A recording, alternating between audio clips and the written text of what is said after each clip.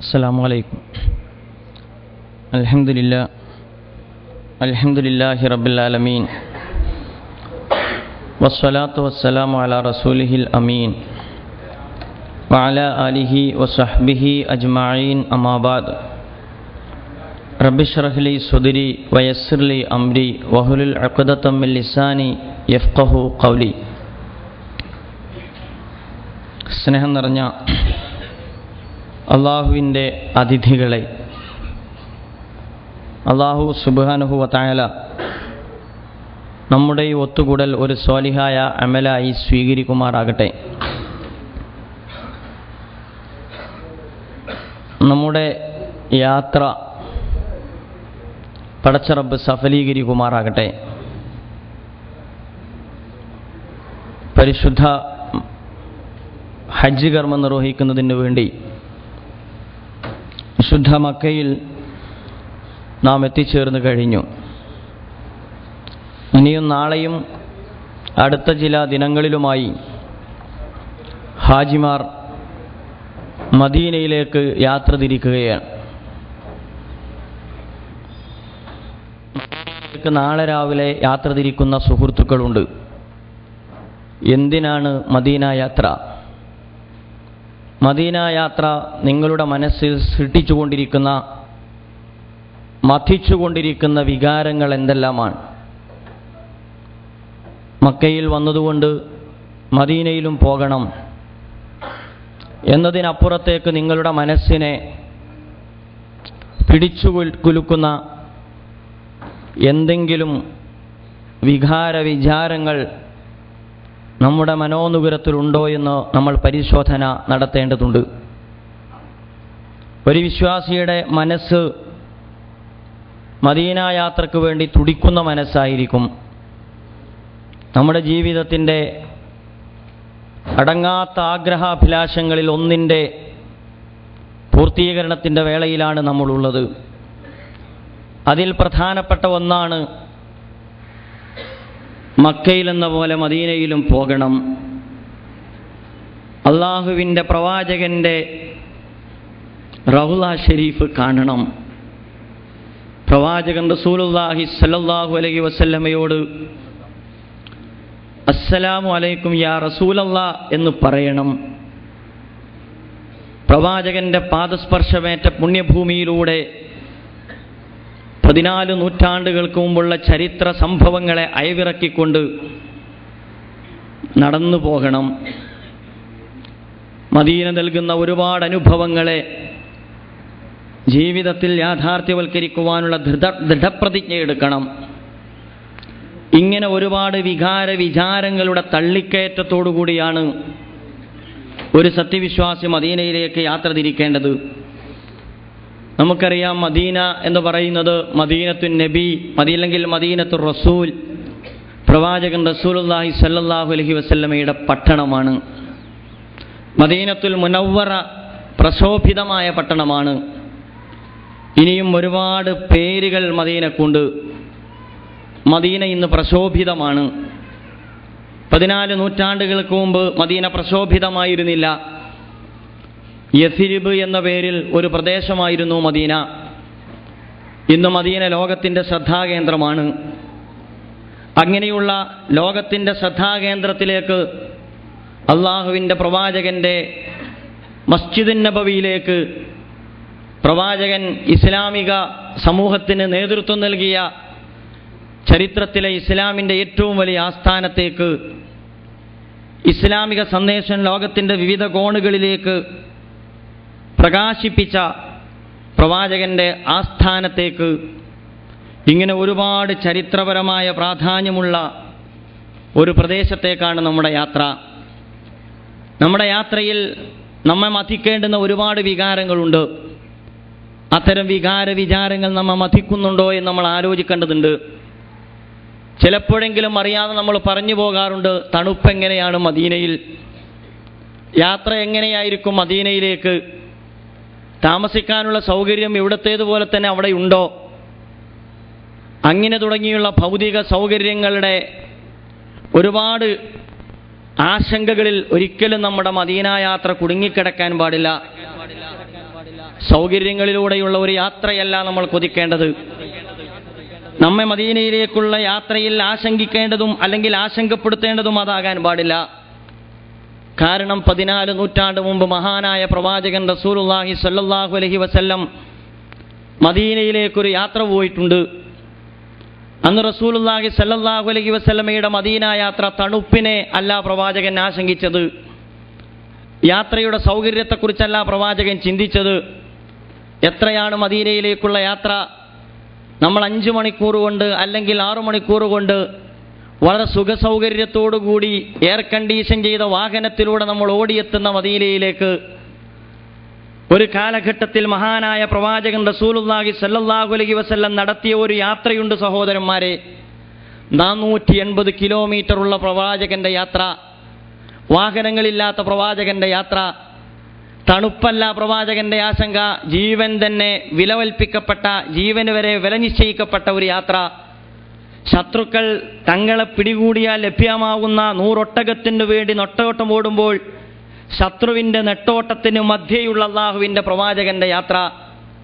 അതുപോലെ തന്നെ air condition ചെയ്ത യാത്രയല്ല. ഈ മരുഭൂമിയുടെ മരുഭൂമികൾക്കിടയിൽ കാണുന്ന മലമടക്കുകളിലൂടെയുള്ള പ്രവാചകന്റെ യാത്ര. നമുക്ക് ഈ നമ്പരചുംബികളായ കെട്ടിടങ്ങൾക്ക് മധ്യേ പഴയ മക്കയെ നമ്മൾ മറന്നുപോകരുത്. ഇപ്പോഴും ഇടതിങ്ങി നിൽക്കുന്ന ഈ കെട്ടിടങ്ങൾക്ക് മധ്യേ തല ഉയർത്തി നിൽക്കുന്ന അല്ലെങ്കിൽ ഒളിഞ്ഞു നോക്കിക്കൊണ്ടിരിക്കുന്ന പർവ്വതനിരകൾ നിങ്ങൾക്ക് കാണാം. ഇതുപോലുള്ള പർവ്വതനിരകൾ താണ്ടിക്കൊണ്ട് 480 കിലോമീറ്ററുകൾ തന്നെ പിടികൂടാനിരിക്കുന്ന ശത്രുക്കളെ ഒരുപക്ഷെ അവർക്ക് മധ്യയാണ് അള്ളാഹുവിൻ്റെ പ്രവാചകൻ 14 നൂറ്റാണ്ട് മുമ്പ് മക്കയിൽ നിന്ന്, വിശുദ്ധ മക്കയിൽ നിന്ന് മദീനയിലേക്കുള്ള പ്രയാണം നടത്തുന്നത്. ആ പ്രവാചകന്റെ മക്കയിലേക്കുള്ള യാത്രയെ അനുസ്മരിച്ചുകൊണ്ടാണ് നമ്മുടെ യാത്ര നടക്കേണ്ടത്. നമ്മൾ ഇന്ന് യാത്രക്കൊരുങ്ങുകയാണ്. നമുക്ക് ചൂടുണ്ടോ ഇല്ല, തണുപ്പുണ്ടോ അതും പാകമാണ്. എന്തൊരു നല്ല സുരക്ഷിത സങ്കേതത്തിലാണ് നമ്മുടെ യാത്രയുടെ പ്ലാനിങ് നടക്കുന്നത്. മഹാനായ പ്രവാചകന്റെ മക്കയിൽ നിന്നുള്ള മദീനയിലേക്കുള്ള യാത്രയ്ക്കുള്ള പ്ലാനിങ് എങ്ങനെയായിരുന്നു? കൂരാക്കൂർ ഇരുട്ടിൽ ഹജ്ജിന്റെ വേളയിൽ മദീനയിൽ നിന്ന് യസിരിബിൽ നിന്ന് മക്കയിലേക്ക് വന്ന തങ്ങളുടേതായ അതുപോലെ തന്നെ ഒരുപാട് സഹോദരങ്ങൾ അന്തിയുറങ്ങിക്കൊണ്ടിരിക്കുന്ന ഘട്ടത്തിൽ ടെന്റുകളിൽ നിന്ന് വിശ്വാസികളായ സമൂഹം രഹസ്യമായി പുറത്തു വന്ന് രാത്രിയുടെ അന്ത്യയാമങ്ങളിൽ മഹാനായ പ്രവാചകനോട് ഒത്തുകൂടി നിന്നുകൊണ്ട് പ്രവാചകന്റെ മദീനയിലേക്കുള്ള യാത്ര പ്ലാൻ ചെയ്യുകയാണ്. അഥവാ മദീനയിലേക്കുള്ള യാത്ര പ്ലാൻ ചെയ്യാൻ പോലും പ്രവാചകൻ റസൂലുള്ളാഹി സ്വല്ലല്ലാഹു അലൈഹി വസല്ലമയ്ക്ക് സൗകര്യമുണ്ടായിരുന്നില്ല, സുരക്ഷിതത്വം ഉണ്ടായിരുന്നില്ല. അതാണ് പ്രവാചകന്റെ മദീനയിലേക്കുള്ള യാത്ര. നമുക്കറിയാമല്ലോ റസൂലുള്ളാഹി സ്വല്ലല്ലാഹു അലൈഹി വസല്ലം അന്നും ഹജ്ജ് വേളകൾ ഉപയോഗിക്കാറുണ്ടായിരുന്നു. ഹജ്ജ് ഇന്ന് തുടങ്ങിയതല്ലല്ലോ. വിശുദ്ധ കഅബാലയത്തിലേക്കുള്ള ജനതതികളുടെ പ്രയാണം എന്ന് പറയുന്നത് മഹാനായ ഇബ്രാഹിം നബി അലൈഹിസ്സലാം 4000 വർഷങ്ങൾക്ക് മുമ്പ് അള്ളാഹുവിൻ്റെ അനുവാദപ്രകാരം നടത്തിയ പ്രഖ്യാപനത്തിന് ഉത്തരം നൽകിക്കൊണ്ട് കഅബാലയത്തിലേക്കുള്ള തീർത്ഥാടനം നടന്നു പോന്നിട്ടുണ്ട്.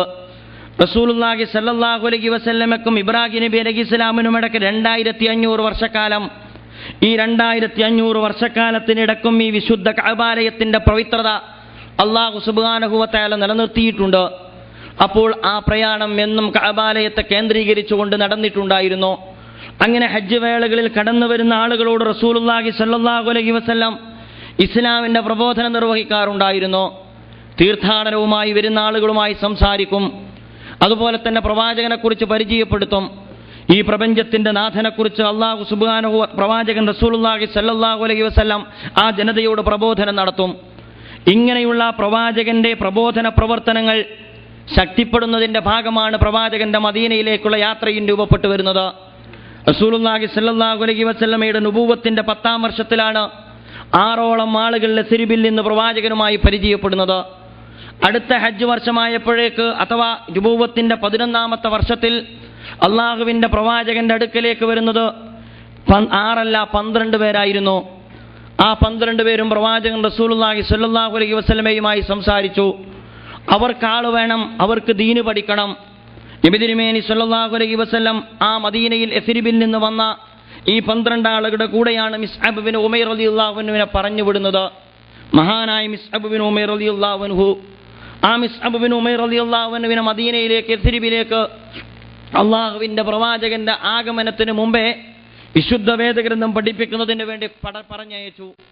അങ്ങനെ നുബുവത്തിന്റെ 12-ാം വർഷം റസൂലുള്ളാഹി സ്വല്ലല്ലാഹു അലൈഹി വസല്ലം പറഞ്ഞുവിട്ട മിസ്അബ് ഇബ്നു ഉമൈർ രാപ്പകലില്ലാതെ അധ്വാനിച്ചു. ആളുകളെ വിളിച്ചു ചേർത്തു, കടുത്ത പരീക്ഷണങ്ങൾ അഭിമുഖീകരിച്ചു.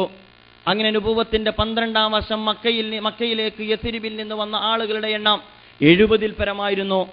ആ 70-ൽ പരം ആളുകളുമായി റസൂലുള്ളാഹി സ്വല്ലല്ലാഹു അലൈഹി വസല്ലം സംസാരിച്ചു.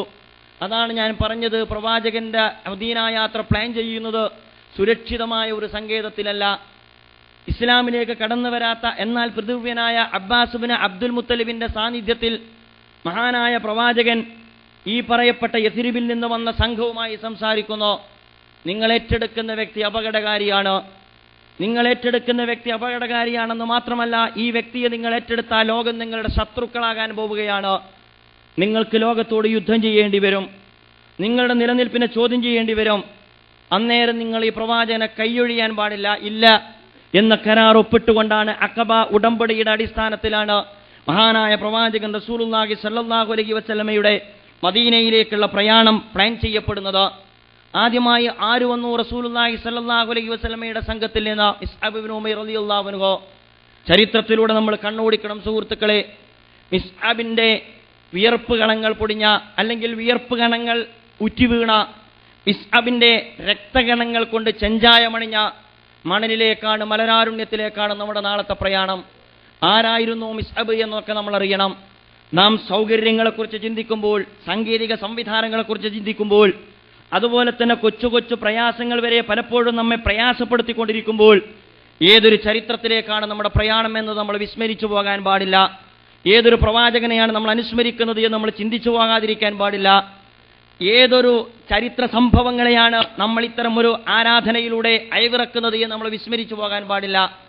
നമുക്കറിയാം, മിസ്അബ് ഇബ്നു ഉമൈർ റളിയല്ലാഹു അൻഹുവിന്റെ ചരിത്രം തന്നെ എടുത്താൽ, അള്ളാഹുവിന്റെ പ്രവാചകന്റെ പ്രബോധന പ്രവർത്തനത്തിന്റെ ആദ്യ നാളുകളിൽ അള്ളാഹുവിന്റെ പ്രവാചകന്റെ കൂടെ ഇസ്ലാമിലേക്ക് കടന്നു വന്ന ചുറുചുറുക്കുള്ള ചെറുപ്പക്കാരൻ, അന്ന് മക്കയിലെ കവിതകളിലെ ഏറ്റവും വലിയ കഥാപാത്രം, സുന്ദരനായ ഒരു ചെറുപ്പക്കാരൻ, ജീവിതത്തിന്റെ ഓരോ ഘട്ടങ്ങളിലും നല്ല ചുറുചുറുക്കുള്ള വസ്ത്രധാരണം നടത്തിയിരുന്ന ചെറുപ്പക്കാരൻ.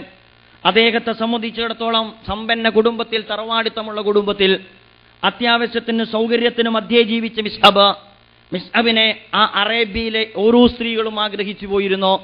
മിസ്അബ് പല കവിതകളിലെയും കഥാപാത്രമായിരുന്നു. അങ്ങനെയുള്ള മിസ്അബ് ഇബ്നു ഉമൈർ റളിയല്ലാഹു അൻഹുവാണ് ഒരു സുപ്രഭാതത്തിൽ അള്ളാഹുവിന്റെ ദീനിന്റെ ശബ്ദം കേട്ടിട്ട് അള്ളാഹുവിന്റെ പ്രവാചകന്റെ അടുക്കൽ വന്നുകൊണ്ട് വിശ്വാസം പ്രഖ്യാപിക്കുന്നത്. ആ വിശ്വാസ പ്രഖ്യാപനത്തെ മാതാവ് തടഞ്ഞു. ഒരു ഘട്ടത്തിൽ മാതാവ് സ്വന്തം മകനെ സ്വന്തം വീട്ടിൽ തടങ്കലിലിട്ടു. അത്തരമൊരു ഘട്ടത്തിൽ ആ തടങ്കലിൽ കിടക്കുന്ന മിസ്അബ് ഇബ്നു ഉമൈർ റളിയല്ലാഹു അൻഹുവാണ് അബുസീനിയയിലേക്കുള്ള പാലായനത്തിലുള്ള സംഘത്തോടൊപ്പം മാതാവിനെ കണ്ണുവെട്ടിച്ചുകൊണ്ട് കടന്നു പോകുന്നത്. തിരിച്ചു വന്നപ്പോൾ വീണ്ടും സമ്മർദ്ദം വന്നു. പക്ഷേ മഹാനായ മിസ്അബ് ഇബ്നു ഉമൈർ റളിയല്ലാഹു അൻഹു അതിന് വഴങ്ങിക്കൊടുത്തില്ല. അദ്ദേഹം പറഞ്ഞു, ഞാൻ ഈ വിശ്വാസത്തിൽ നിന്ന് പിൻവാങ്ങാൻ സന്നദ്ധമല്ല. ഉമ്മക്കെന്റെ പേരിൽ എന്ത് സമ്മർദ്ദങ്ങളും ചെലുത്താവുന്നതാണ്. പക്ഷേ വിശ്വാസത്തെ കൈവെടിഞ്ഞുകൊണ്ട് ഒരർത്ഥത്തിലുള്ള വിട്ടുവീഴ്ചക്കും ഞാൻ സന്നദ്ധനല്ല. ആ മഹാനായ മിസ്അബ് ഇബ്നു ഉമൈർ റളിയല്ലാഹു അൻഹുവിനെയാണ് അല്ലാഹു സുബ്ഹാനഹു വ തആല ആദ്യമായി മദീനയിലേക്ക് പറഞ്ഞു വിടുന്നത്. നമ്മൾ ആലോചിക്കണം, അദ്ദേഹത്തിന്റെ ജീവിതം ത്യാഗോജ്വലമായ ജീവിതമായിരുന്നു. ഒരിക്കൽ പ്രവാചകൻ റസൂലുള്ളാഹി സ്വല്ലല്ലാഹു അലൈഹി വസല്ലമയുടെ സദസ്സിലേക്ക് മിസ്അബ് ഇബ്നു ഉമൈർ റളിയല്ലാഹു അൻഹു കടന്നു വരുന്നു. പൊടിപിടിച്ച മുടിയും പൊടി പിടിച്ച മുഖവുമായിട്ടാണ് മിസ്അബ് കടന്നു വരുന്നത്. റസൂലുള്ളാഹി സ്വല്ലല്ലാഹു അലൈഹി വസല്ലമയുടെ കണ്ണുകൾ ചുവന്നു. മിസ്അബ് ഇബ്നു ഉമൈർ റളിയല്ലാഹു അൻഹു കടന്നു പോയപ്പോൾ റസൂൽ പറഞ്ഞു, ആരാണ് ആ വന്നുപോയതെന്ന് നിങ്ങൾക്കറിയാമോ? ഈ മക്കയിലെ ഏറ്റവും സുമുഖനായ തറവാടിത്തമുള്ള കുടുംബത്തിൽ ജനിച്ച ചെറുപ്പക്കാരനാണ് ആ കടന്നു വന്നത്.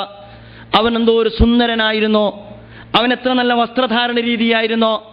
ഇന്ന് അവനിതാ പൊടി പിടിച്ച മുഖവും ജട പിടിച്ച മുടിയുമായിട്ട് അള്ളാഹുവിന്റെ മാർഗത്തിൽ വിശ്രമമില്ലാതെ ഓടിക്കൊണ്ടിരിക്കുകയാണ്. അതേ മിസ്അബ് ഇബ്നു ഉമൈർ റളിയല്ലാഹു അൻഹു ആയിരുന്നു ഉഹദ് യുദ്ധത്തിൽ ഇസ്ലാമിക സമൂഹത്തിന്റെ പ്രവാചകന്റെ കൊടിവാഹനായിട്ട് മുൻപിലുണ്ടായിരുന്നത്. മിസ്അബ് ഇബ്നു ഉമൈർ റളിയല്ലാഹു അൻഹു പടവെട്ടി ശക്തമായ യുദ്ധം ചെയ്തു. അങ്ങനെ മഹാനായ മിസ്അബ് ഇബ്നു ഉമൈർ റളിയല്ലാഹു അൻഹു ഒരു ഘട്ടത്തിൽ യുദ്ധത്തിൽ രക്തസാക്ഷിയായി. പ്രവാചകനെ ഉഹദ് യുദ്ധത്തിലെ രക്തസാക്ഷികളിൽ ഏറ്റവും വിഷമിപ്പിച്ച 2 രക്തസാക്ഷികളിൽ ഒന്ന് ഹംസ റളിയല്ലാഹു അൻഹു ആയിരുന്നു. രണ്ടാമത്തേത് മിസ്അബ് ഇബ്നു ഉമൈർ റളിയല്ലാഹു അൻഹു ആണ്.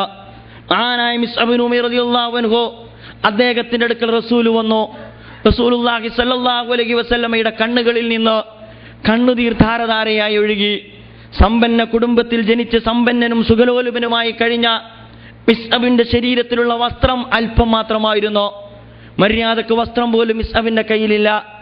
അങ്ങനെ പ്രവാചകൻ റസൂലുള്ളാഹി സ്വല്ലല്ലാഹു അലൈഹി വസല്ലം മിസ്അബിനെ കഫൻ ചെയ്യുന്നതിനുള്ള സംവിധാനങ്ങൾ ചെയ്യാൻ പറഞ്ഞു. സഹാബാക്കൾ വന്നിട്ട് പറഞ്ഞു, റസൂലേ തികയുന്നില്ല. മിസ്അബിന്റെ കാല് മൂടുമ്പോൾ അദ്ദേഹത്തിന്റെ തുണി അദ്ദേഹത്തിന്റെ തലമറക്കാൻ മതിയാകുന്നില്ല റസൂലേ. മിസ്അബിന്റെ തല മൂടുമ്പോൾ കാല് മറക്കാൻ മതിയാകുന്നില്ല. നബി തിരുമേനി സല്ലല്ലാഹു അലൈഹി വസല്ലം പറഞ്ഞു, അദ്ദേഹത്തിന്റെ ഒരു ഭാഗം നിങ്ങൾ തുണി കൊണ്ട് മറക്കുക, മറ്റൊരു ഭാഗം നിങ്ങൾ പുല്ല് വെക്കുക. നിങ്ങൾ ആലോചിച്ച് നോക്ക്, ചരിത്രത്തിൽ ധീരോജ്വലമായ ത്യാഗോജ്വലമായ ജീവിതം കാഴ്ചവെച്ചുകൊണ്ടാണ് മിസ്അബ് പോയത്. ആ മിസ്അബ് പോയി ഇസ്ലാമിക വിപ്ലവത്തിന്റെ നാന്ദി കുറിച്ച മണ്ണിലേക്കാണ് നമ്മൾ നാളെ പാല് കുത്താൻ പോകുന്നത്. നമ്മളത് വിസ്മരിച്ചു പോകരുത്. നമ്മളെന്ത് ത്യാഗമാണ് ഇസ്ലാമിന്റെ മാർഗത്തിൽ ചെയ്തത്, നമ്മളെന്ത് അധ്വാനമാണ് പ്രവാചകന്റെ ദീനിന്റെ മാർഗത്തിൽ ചെയ്തത്. ആ മിസ്അബ് തുടക്കം കുറിച്ച ഇസ്ലാമിക വിപ്ലവത്തിന്റെ മണ്ണിലേക്കാണ് നമ്മൾ കാലുകുത്താൻ പോകുന്നത്. സഹോദരന്മാരെ, ഗൗരവത്തോടുകൂടി കാണണം. പ്രവാചകൻ റസൂലുള്ളാഹി സ്വല്ലല്ലാഹു അലൈഹി വസല്ലം മിസ്അബിന്റെ തലക്കഴുത്ത് നിന്നുകൊണ്ട് പറഞ്ഞു, ഒരു ഭാഗത്ത് എല്ലാ അർത്ഥത്തിലും പൊടി പിടിച്ച് കിടക്കുന്ന, രക്തത്തിൽ കുതിർന്ന് കിടക്കുന്ന, കഫപ്പുടവ് പോലും തികക്കാൻ കഴിയാത്ത മിസ്അബിന്റെ അടുത്ത് നിന്നുകൊണ്ട് റസൂൽ പറഞ്ഞു, മിസ്അബ്, താങ്കൾ ഒരിക്കലും ദുഃഖിക്കേണ്ടി വരില്ല. താങ്കൾക്ക് അല്ലാഹു സുബ്ഹാനഹു വ തആല സ്വർഗത്തിൽ ഒരു ഭവനം സജ്ജമാക്കിയിരിക്കുന്നു. സഹോദരന്മാരെ, അവരുടെ വഴിയെയാണ് നമ്മൾ നാളെ നടന്ന് നീങ്ങാൻ പോകുന്നത്. ആ അർത്ഥത്തിൽ മദീന യാത്രയെ നമ്മൾ കാണണം. മഹാനായ പ്രവാചകൻ റസൂലുള്ളാഹി സ്വല്ലല്ലാഹു അലൈഹി വസല്ലം എന്തിനാണ് മദീനയിലേക്ക് പോയത്? മക്കത്തെ സൗകര്യം പോരാഞ്ഞിട്ട് മദീനയിലേക്ക് പോയതല്ല.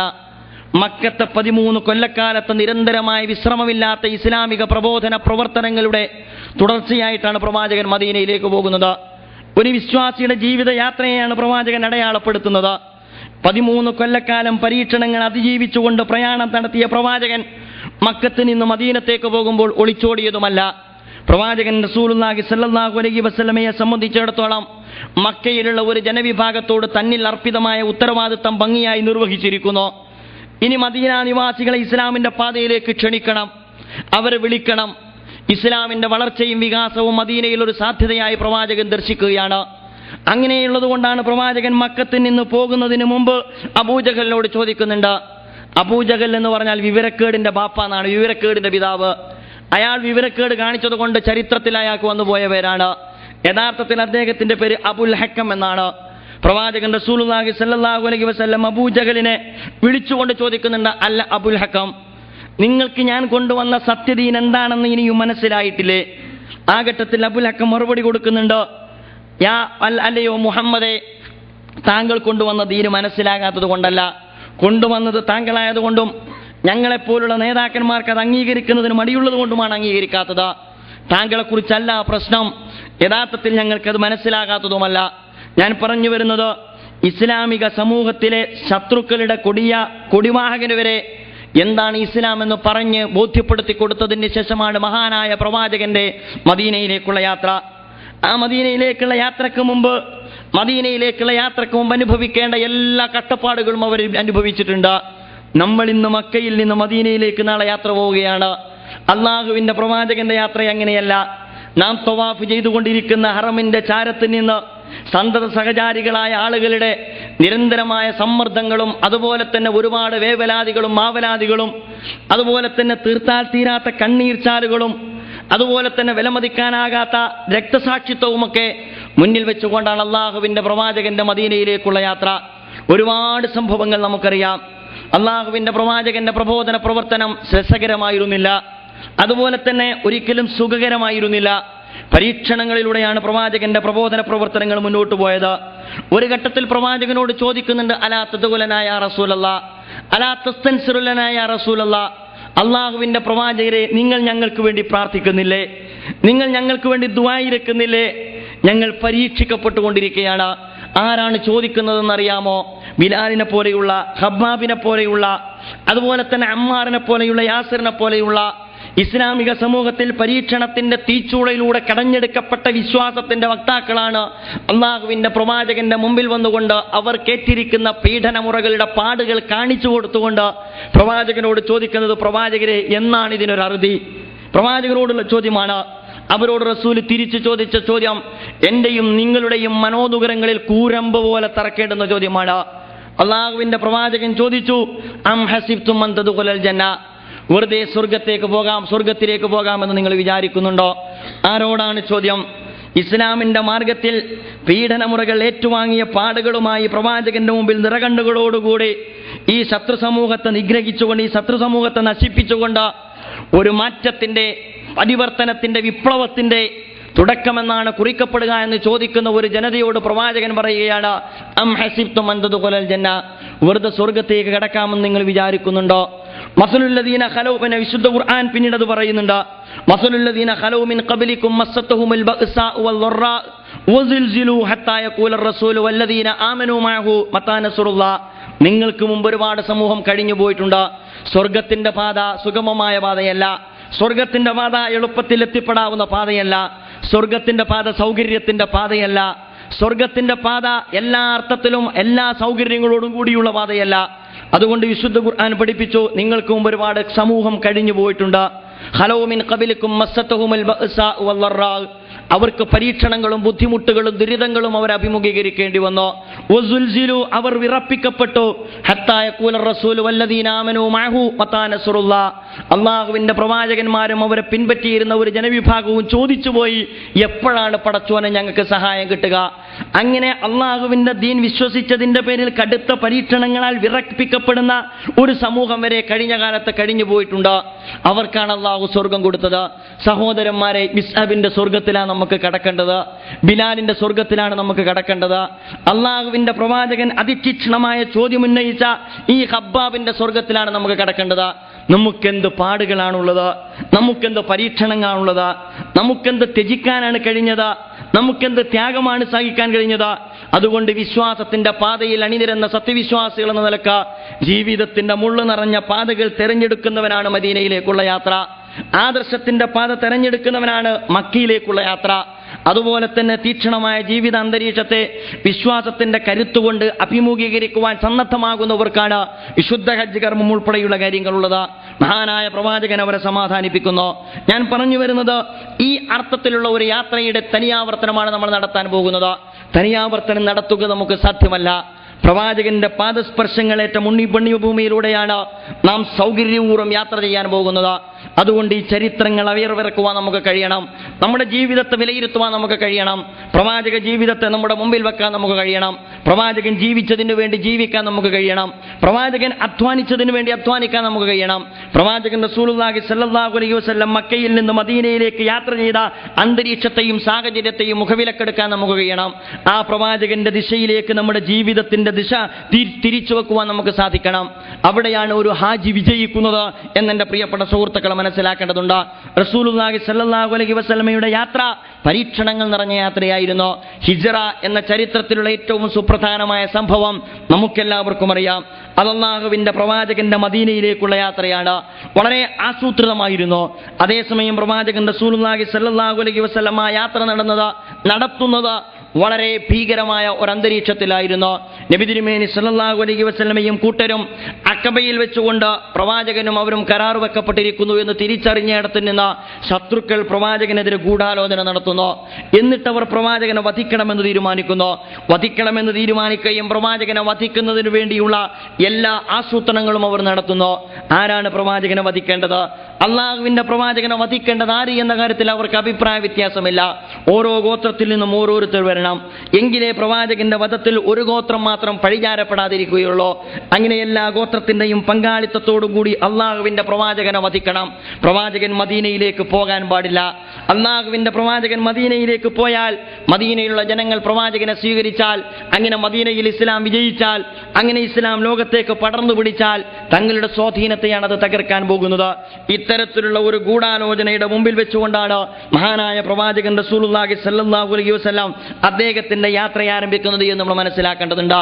മക്കത്തിൽ നിന്ന് മദീനത്തേക്ക് റസൂൽ യാത്ര ചെയ്തില്ല, നമുക്കറിയാമല്ലോ നമ്മുടെ സൗകര്യം എത്രയാണ്. ഇന്നലെ മദീനയിൽ നിന്ന് മക്കയിലേക്കുള്ള യാത്രാവാഹനം ഗവൺമെന്റ് തിരിച്ചയക്കുകയുണ്ടായി. എന്തുകൊണ്ടാണ് തിരിച്ചയച്ചത്? ഹാജിമാർക്ക് അപകടം സംഭവിക്കാൻ പാടില്ല. രാത്രികാലങ്ങളിലുള്ള യാത്ര അപകടങ്ങൾ സംഭവിക്കാൻ ഇടയായതുകൊണ്ട് ഇത്തവണ ഗവൺമെന്റ് സജീവമായി തീരുമാനമെടുത്തിരിക്കുന്നു, അങ്ങനെ രാത്രികാലത്തുള്ള യാത്ര നടക്കാൻ പാടില്ല. അതുകൊണ്ട് ഹാജിമാർക്കുള്ള സുരക്ഷിതത്വം എന്ന അർത്ഥത്തിൽ തന്നെ ഇന്നലെയാണോ അവിടെ നിന്ന് മദീനയിൽ നിന്ന് മക്കയിലേക്കുള്ള രാത്രിയുള്ള യാത്ര ഗവൺമെന്റ് തൽക്കാലം തടഞ്ഞോ. നിങ്ങൾ രാവിലെ യാത്ര ചെയ്താൽ മതി. എത്ര സുരക്ഷിതമാണ് നമ്മുടെ യാത്ര എന്നെ സുഹൃത്തുക്കൾ ആലോചിക്കേണ്ടതാണ്. പക്ഷേ മഹാനായ പ്രവാചകൻ റസൂലുള്ളാഹി സ്വല്ലല്ലാഹു അലൈഹി വസല്ലം തന്റെ സ്വന്തം ജീവൻ വരെ അപകടത്തിലാകുന്ന സാഹചര്യത്തിലാണ് റസൂലുള്ളാഹി സ്വല്ലല്ലാഹു അലൈഹി വസല്ലമയുടെ യാത്ര. വീട് വളയപ്പെട്ട ഒരു സാഹചര്യത്തിൽ ശത്രുക്കളെ കബളിപ്പിച്ചുകൊണ്ട് പുറത്തിറങ്ങുന്ന പ്രവാചകൻ, മദീനയിലേക്കുള്ള യാത്രയിൽ സഞ്ചരിക്കേണ്ടുന്ന പ്രവാചകൻ മദീനക്ക് വിരുദ്ധമായ ദിശയിലൂടെ സഞ്ചരിക്കുന്നു. പ്രവാചകൻ റസൂലുള്ളാഹി സ്വല്ലല്ലാഹു അലൈഹി വസല്ലമയ്ക്കറിയാം, യഥാർത്ഥത്തിൽ എന്നെ തിരിഞ്ഞുകൊണ്ട് ആളുകൾ ഓടി നടക്കും, എന്നിട്ട് എന്നെ പിടികൂടിയാൽ കിട്ടാവുന്ന 100 ദിർഹമത്തിന് 100 ഒട്ടകത്തിന് വേണ്ടിയിട്ട് അവർ പെടാപ്പാടുപെടും. അതുകൊണ്ട് ശത്രുക്കളുടെ മുമ്പിൽ അകപ്പെടാൻ പാടില്ല. പ്രവാചകൻ റസൂലുള്ളാഹി സ്വല്ലല്ലാഹു അലൈഹി വസല്ലം മദീനയിലേക്കുള്ള വഴിക്ക് വിപരീത ദിശയിൽ പ്രവാചകൻ റസൂലുള്ളാഹി സ്വല്ലല്ലാഹു അലൈഹി വസല്ലം യാത്ര ചെയ്തു. എന്നിട്ടാണ് റസൂലുള്ളാഹി സ്വല്ലല്ലാഹു അലൈഹി വസല്ലം സൗർ എന്ന ഗുഹയിൽ തങ്ങുന്നത്. നമ്മൾ ആലോചിക്കേണ്ടതിന്റെ സഹോദരന്മാരെ, നമ്മുടെ യാത്ര എത്ര സുഖസൗകര്യത്തോടു കൂടിയുള്ള യാത്രയാണ്. 480 കിലോമീറ്റർ റസൂലുള്ളാഹി സ്വല്ലല്ലാഹു അലൈഹി വസല്ലം യാത്ര ചെയ്യുമ്പോൾ ചില ഘട്ടത്തിൽ ചരിത്രം രേഖപ്പെടുത്തുന്നു, അള്ളാഹുവിന്റെ പ്രവാചകൻ സൗർ എന്ന ഗുഹയിലേക്കുള്ള പ്രവാചകന്റെ നടത്തം തള്ളവിരലിലാണ് നടന്നത് എന്ന്. ശരിയായി പാദം വെച്ച് നടന്നാൽ അള്ളാഹുവിന്റെ പ്രവാചകന്റെ കാലടിപ്പാതകളെ ശത്രുക്കൾ പിൻപറ്റിയേക്കുമോ എന്ന് വിചാരിച്ചിട്ട് വഴിതെറ്റിക്കുന്നതിന് വേണ്ടിയുള്ള എല്ലാ തന്ത്രങ്ങളും പ്രയോഗിച്ചുകൊണ്ടാണ് പ്രവാചകൻ റസൂലുള്ളാഹി സ്വല്ലല്ലാഹു അലൈഹി വസല്ലം സൗർ എന്ന ഗുഹയിലേക്ക് നടക്കുന്നത്. അതുപോലെ തന്നെ പലപ്പോഴും തന്റെ തള്ളവിരലുകളിൽ ഊന്നിക്കൊണ്ടാണ് പ്രവാചകൻ റസൂലുള്ളാഹി സ്വല്ലല്ലാഹു അലൈഹി വസല്ലം തന്റെ നടത്തം ആരംഭിക്കുന്നത്. അങ്ങനെ സൗർ എന്ന ഗുഹയിൽ പ്രവാചകന് ഒരു ഘട്ടത്തിൽ അഭയം പ്രാപിക്കേണ്ടി വരുന്നു. മഹാനായ സിദ്ദീഖുൽ അക്ബർ റളിയല്ലാഹു അൻഹു ആണ് പ്രവാചകന്റെ സന്തത സഹചാരി. അങ്ങനെ സിദ്ദീഖുൽ അക്ബർ റളിയല്ലാഹു അൻഹു സൗർ എന്ന ഗുഹക്കകത്ത് കയറിക്കൊണ്ട് എല്ലാ ദോരങ്ങളും അടച്ചോ. ഒരിക്കലും ഒരു ഇഴജന്തുക്കളും അള്ളാഹുവിന്റെ പ്രവാചകന്റെ ജീവനെ അപകടപ്പെടുത്താൻ പാടില്ല. എന്നിട്ട് പ്രവാചകരുമായിട്ട് ആ ഗുഹാക്കകത്ത് പ്രവേശിച്ചോ. 2 ദിവസത്തിലധികം പ്രവാചകൻ റസൂലുള്ളാഹി സ്വല്ലല്ലാഹു അലൈഹി വസല്ലം ആ ഗുഹക്കകത്ത് കഴിഞ്ഞുകൂടുകയാണ്. തിരയടങ്ങിയതിന് ശേഷം, തന്നെ തിരഞ്ഞു നടക്കുന്ന ശത്രുക്കൾ വീട്ടിലേക്ക് മടങ്ങിയതിന് ശേഷം താൻ രക്ഷപ്പെട്ടു എന്ന് അവർ ഉറപ്പുവരുത്തുന്ന നിമിഷം മാത്രമേ തന്റെ യാത്ര പുനരാരംഭിക്കേണ്ടതുള്ളൂ എന്ന് പ്രവാചകൻ റസൂലുള്ളാഹി സ്വല്ലല്ലാഹു അലൈഹി വസല്ലം തീരുമാനിക്കുകയാണ്. ആരാണ് പ്രവാചകന്റെ തുണ? എന്താണ് പ്രവാചകന്റെ സുരക്ഷിതത്വം? അബൂബക്കർ സിദ്ദീഖ് റളിയല്ലാഹു അൻഹു, അതിനേക്കാൾ ഉപരി പ്രപഞ്ചനാഥനായ അല്ലാഹു സുബ്ഹാനഹു വ തആലയും. ചില ഘട്ടങ്ങൾ യഥാർത്ഥത്തിൽ ഇസ്ലാമിന്റെ ചരിത്രം നമുക്ക് വിശദീകരിച്ചു തരുന്നുണ്ട്.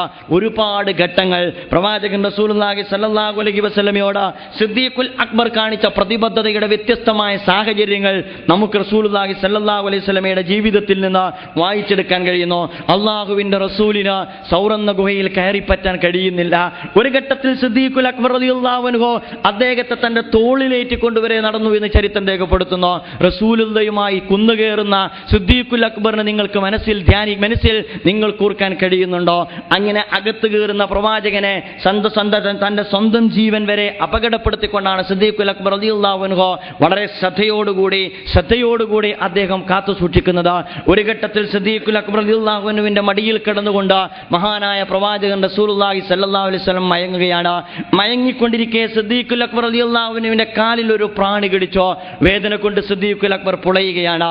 പക്ഷേ സിദ്ദീഖുൽ അക്ബർ റളിയല്ലാഹു അൻഹു തീരുമാനിച്ചോ, എന്റെ കാലിൽ പ്രാണി കടിച്ചാലും എന്റെ പ്രവാചകൻ ഉണരാൻ പാടില്ല, അള്ളാഹുവിന്റെ പ്രവാചകന്റെ ഉറക്ക് നഷ്ടപ്പെടാൻ പാടില്ല, പ്രവാചകൻ അല്പം കിടക്കട്ടെ.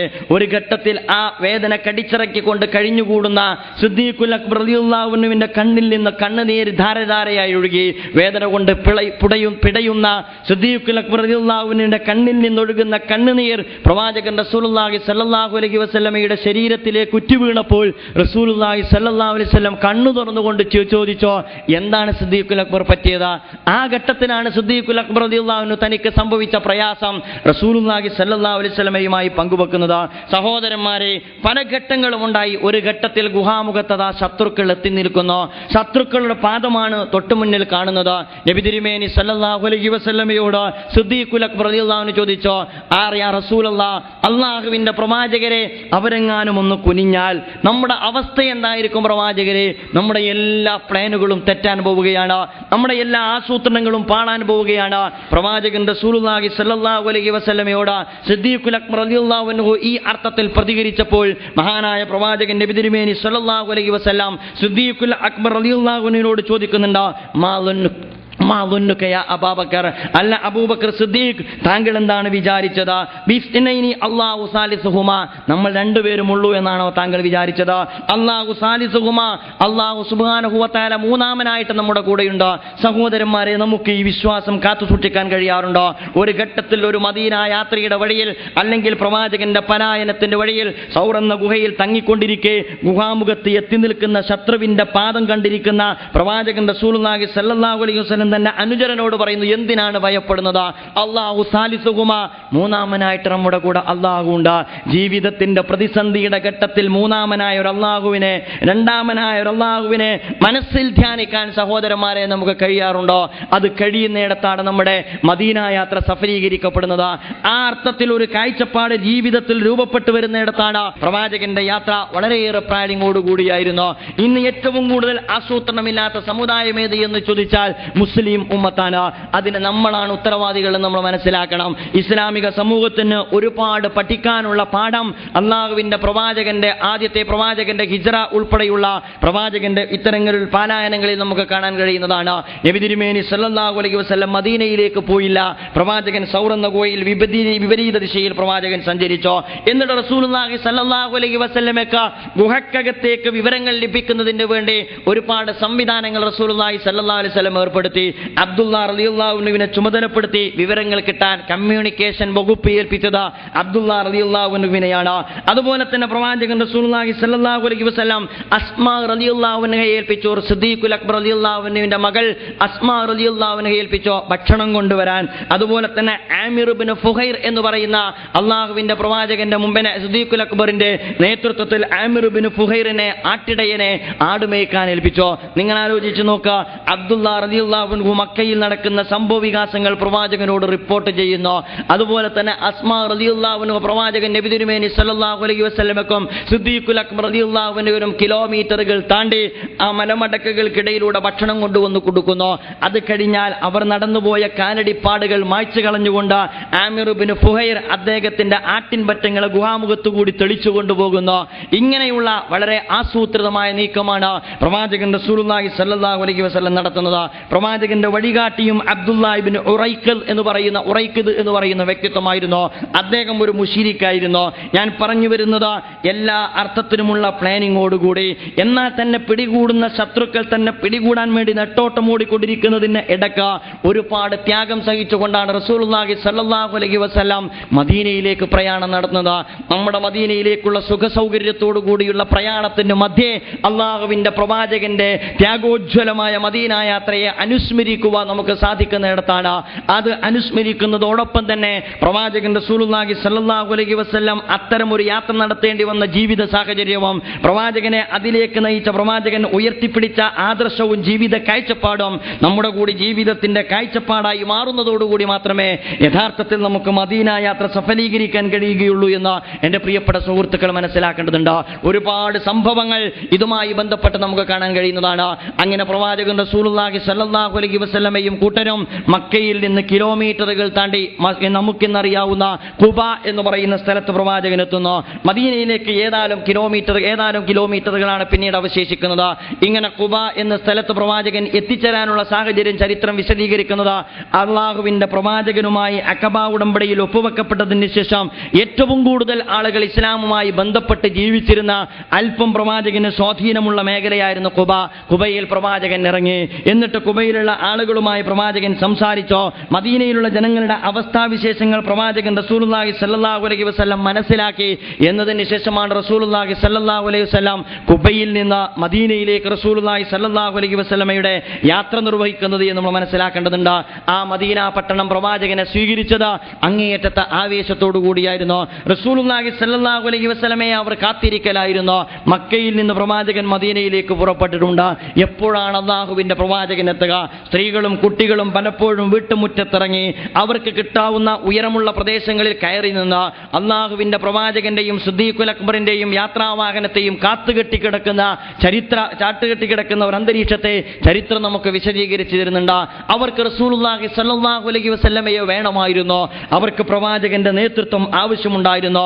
അതുകൊണ്ട് കൊതിയോടുകൂടിയാണ് ആ സമൂഹം അള്ളാഹുവിന്റെ പ്രവാചകനെ കാത്തിരുന്നിട്ടുണ്ടായിരുന്നത്. റസൂലുള്ളാഹി സ്വല്ലല്ലാഹു അലൈഹി വസല്ലം മക്കയിൽ നിന്ന് മദീനയിലേക്ക് എത്തിച്ചേർന്നപ്പോൾ പാട്ടുപാടിക്കൊണ്ട് കുട്ടികൾ സ്വീകരിച്ചു. അതുപോലെ തന്നെ മക്കയിൽ പ്രവാചകന്റെ ശത്രുക്കളായിരുന്ന അല്ലെങ്കിൽ മദീനയിൽ പ്രവാചകന്റെ ശത്രുക്കളായിരിക്കുന്ന യഹൂദ ഗോത്രങ്ങൾ വരെ ഒരു ഘട്ടത്തിൽ ആ പ്രവാചകന്റെ വരവേൽപ്പിനെ എല്ലാ അർത്ഥത്തിലും അംഗീകരിച്ചു. എല്ലാവരും കൂട്ടം കൂടിക്കൊണ്ട് റസൂലുള്ളാഹി സ്വല്ലല്ലാഹു അലൈഹി വസല്ലമയെ മദീനയിൽ സ്വീകരിക്കുന്ന കാഴ്ച നമുക്ക് കാണാൻ കഴിയും. ഒരു ഘട്ടത്തിൽ റസൂലുള്ളാഹി സ്വല്ലല്ലാഹു അലൈഹി വസല്ലമയെ ക്ഷണിക്കാൻ പലരും ആവേശം കാണിക്കുകയുണ്ടായി. ഓരോരുത്തരും അവരവരുടെ വീടുകളിലേക്ക് റസൂലുള്ളാഹി സ്വല്ലല്ലാഹു അലൈഹി വസല്ലമയെ ക്ഷണിച്ചു കൊണ്ടുപോകാൻ ശ്രമിച്ചു. ആ ഘട്ടത്തിൽ പ്രവാചകൻ റസൂലുള്ളാഹി സ്വല്ലല്ലാഹു അലൈഹി വസല്ലം പറയുന്നുണ്ട്, ഒട്ടകത്തെ വെറുതെ വിടുക, അതിന്റെ സ്ഥാനം അത് കണ്ടെത്തട്ടെ എന്ന് പറഞ്ഞുകൊണ്ട് പ്രവാചകൻ റസൂലുള്ളാഹി സ്വല്ലല്ലാഹു അലൈഹി വസല്ലം ഒട്ടകത്തിന്റെ കയറ് പിടിച്ചുകൊണ്ട് പ്രവാചകന് ആതിഥേയത്വം അരുളാമെന്ന പ്രവാചകന്റെ അനുചരന്മാരായ ആളുകൾ മാറ്റി നിർത്തുകയാണ്. അങ്ങനെ ആ ഒട്ടകം വളരെ നിശബ്ദമായി ആ ഒട്ടകം കടന്ന് മുന്നോട്ട് പോയി അവസാനം ആ ഒട്ടകം ചെന്നെത്തി നിന്ന സ്ഥലത്താണ് റസൂലുള്ളാഹി സ്വല്ലല്ലാഹു അലൈഹി വസല്ലം മസ്ജിദുൻ നബവി പണി കഴിപ്പിച്ചത് എന്ന ചരിത്ര വിദ്യാഭ്യാസം നമുക്കെല്ലാവർക്കും ഉള്ളതാണ്. അഥവാ ആ പ്രദേശം അല്ലെങ്കിൽ ആ സ്ഥലം അന്ന് അള്ളാഹുവിന്റെ അംറിന്റെ പുത്രന്മാരായിരുന്ന സഹിലിന്റെയും സുഹൈലിന്റെയും മണ്ണായിരുന്നു. സഹിലും സുഹൈലും അനാഥകളായിരുന്നു. അനാഥകളായ സഹിലിന്റെയും സുഹൈലിന്റെയും സ്ഥലത്ത്, ആ അനാഥ മക്കളുടെ സ്ഥലത്ത് ഒട്ടകം ചെന്ന് നിന്നപ്പോഴാണ് പ്രവാചകൻ റസൂലുള്ളാഹി സ്വല്ലല്ലാഹു അലൈഹി വസല്ലം ആ പ്രദേശം അബൂബക്കർ സിദ്ദീഖ് റളിയല്ലാഹു അൻഹുവിന്റെ സഹായത്തോടുകൂടി 10 ദീനാർ കൊടുത്തിട്ടാണ് ആ പ്രദേശം വാങ്ങുകയും പ്രവാചകൻ റസൂലുള്ളാഹി സ്വല്ലല്ലാഹു അലൈഹി വസല്ലം അവിടെ മസ്ജിദുൻ നബവി പണിയുന്നതിന് വേണ്ടി റസൂലുള്ളാഹി സ്വല്ലല്ലാഹു അലൈഹി വസല്ലം തന്നെ നേതൃത്വം കൊടുക്കുകയും ചെയ്തത്. പ്രവാചകൻ അങ്ങനെയാണ് മദീന അല്ലെങ്കിൽ മസ്ജിദുൻ നബവിക്ക് വേണ്ടി നേതൃത്വം കൊടുക്കുന്നത് എന്ന് ചരിത്രം നമ്മെ പഠിപ്പിക്കുന്നു. ഒരുപാട് സംഭവങ്ങൾ ഈ പറയപ്പെട്ട ഹിജ്റ അല്ലെങ്കിൽ പ്രവാചകന്റെ ഹിജ്റയുമായി ബന്ധപ്പെട്ട മദീന പലായനം നമ്മെ പഠിപ്പിക്കുന്നുണ്ട്. സമർപ്പണത്തിന്റെ, ത്യാഗത്തിന്റെ, സന്നദ്ധതയുടെ, ഔദാര്യത്തിന്റെ ഏറ്റവും വലിയ മാതൃകകളാണ് നമുക്ക് ഹിജ്റ അല്ലെങ്കിൽ പ്രവാചകന്റെ ഈ മദീന പലായനം നൽകുന്ന സന്ദേശം. നമ്മെ സംബന്ധിച്ചിടത്തോളം അവരെയൊന്നും അനുസ്മരിക്കാതെ നമുക്ക് ഇന്നും ഒരിക്കലും മദീനയെക്കുറിച്ച് അനുസ്മരിക്കുക സാധ്യമല്ല. മദീന എന്ന് കേൾക്കുമ്പോൾ നമ്മുടെ മനോനുഗ്രത്തിൽ ഉയർന്നു വരേണ്ടുന്ന ഒരു സമൂഹം അൻസാറുകളുടെ സമൂഹമാണ്. നമ്മുടെ ജീവിതത്തിൽ നമുക്ക് അൻസാറുകളാകാൻ സാധിക്കാറുണ്ടോ? നമ്മുടെ മനസ്സുകളിൽ നമുക്ക് അൻസാറുകളെ സ്വയം വരിക്കാൻ സാധിക്കാറുണ്ടോ? എന്തുകൊണ്ടാണ് അവർ അൻസാറുകളായത്? എന്തുകൊണ്ടാണ് ചരിത്രത്തിൽ മുഹാജിറുകൾ ഉണ്ടായത്? എൻ്റെ പ്രിയപ്പെട്ട സഹോദരന്മാർ പരിശോധിച്ച് നോക്കേണ്ടതാണ്. അൻസാറുകൾ ജന്മം കൊണ്ടത്, മുഹാജിറുകൾ ജന്മം കൊണ്ടത് ആദർശത്തിന്റെ പാതയിലാണ്.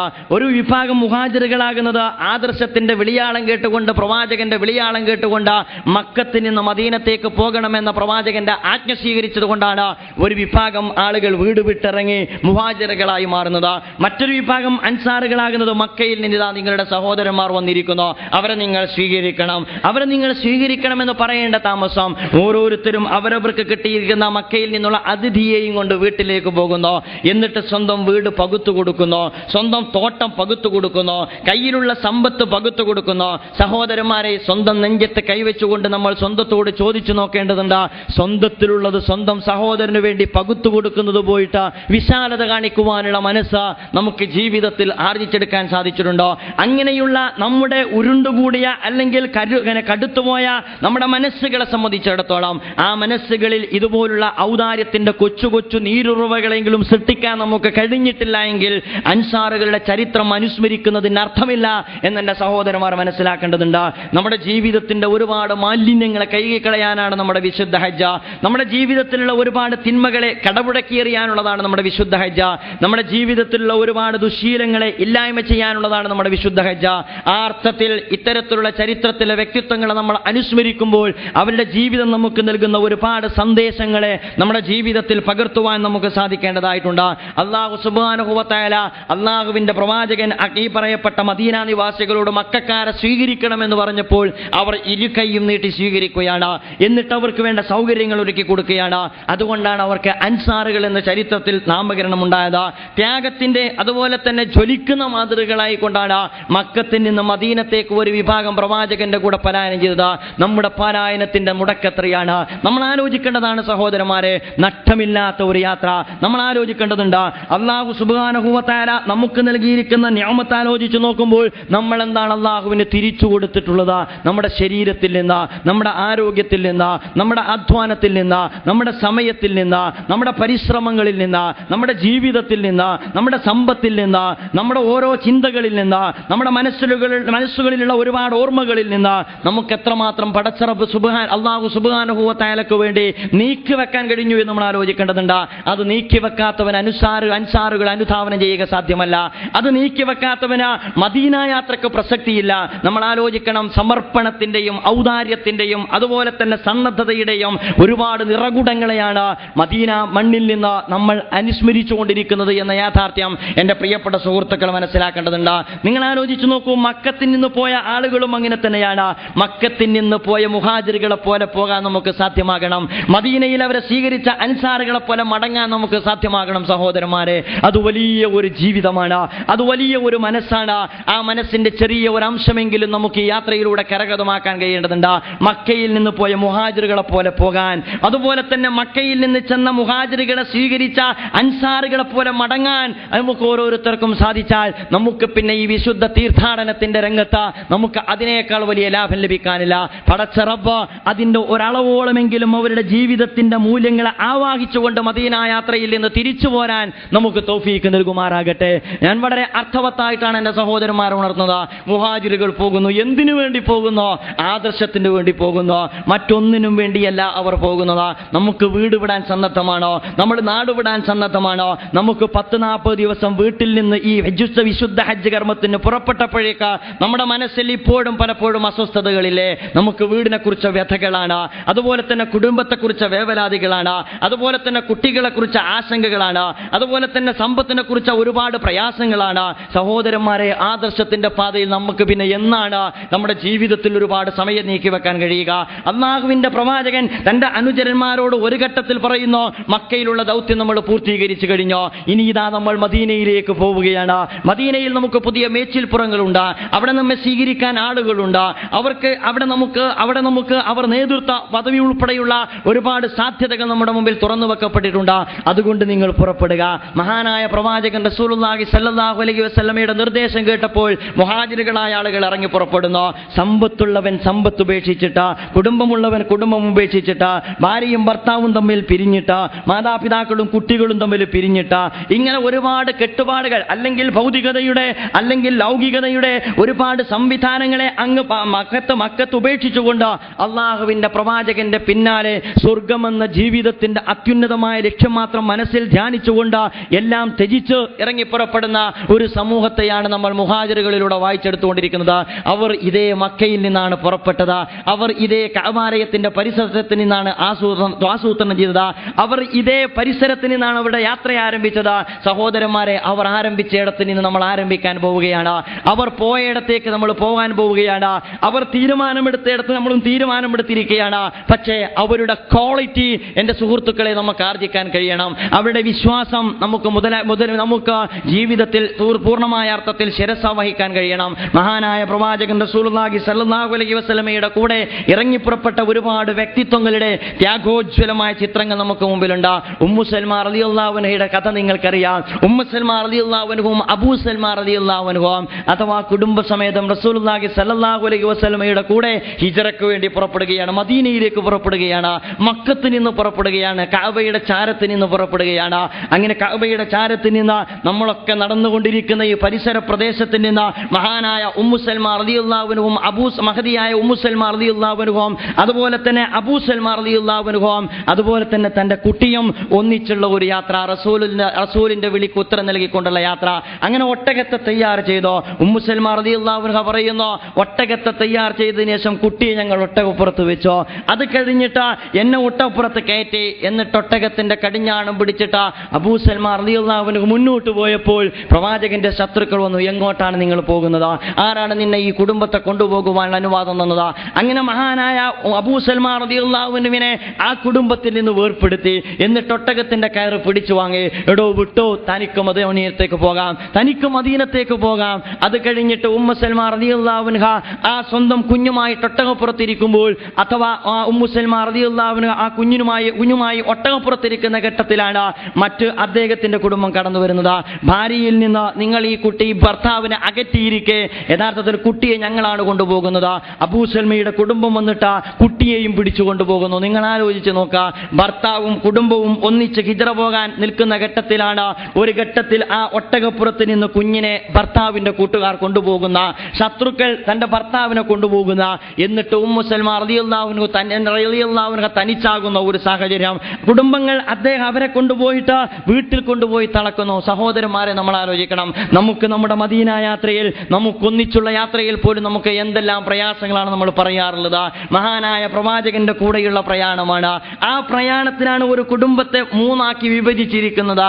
അങ്ങനെ ഉമ്മു സൽമ റളിയല്ലാഹു അൻഹ ചരിത്രത്തിൽ രേഖപ്പെടുത്തുന്നു, അവരെ സംബന്ധിച്ചിടത്തോളം അവർ എന്നും അബ്തഹ് എന്ന് പറയുന്ന ഒരു ഉയർന്ന സ്ഥലത്ത് പോയിട്ട് അവർ കരയാറുണ്ടായിരുന്നു.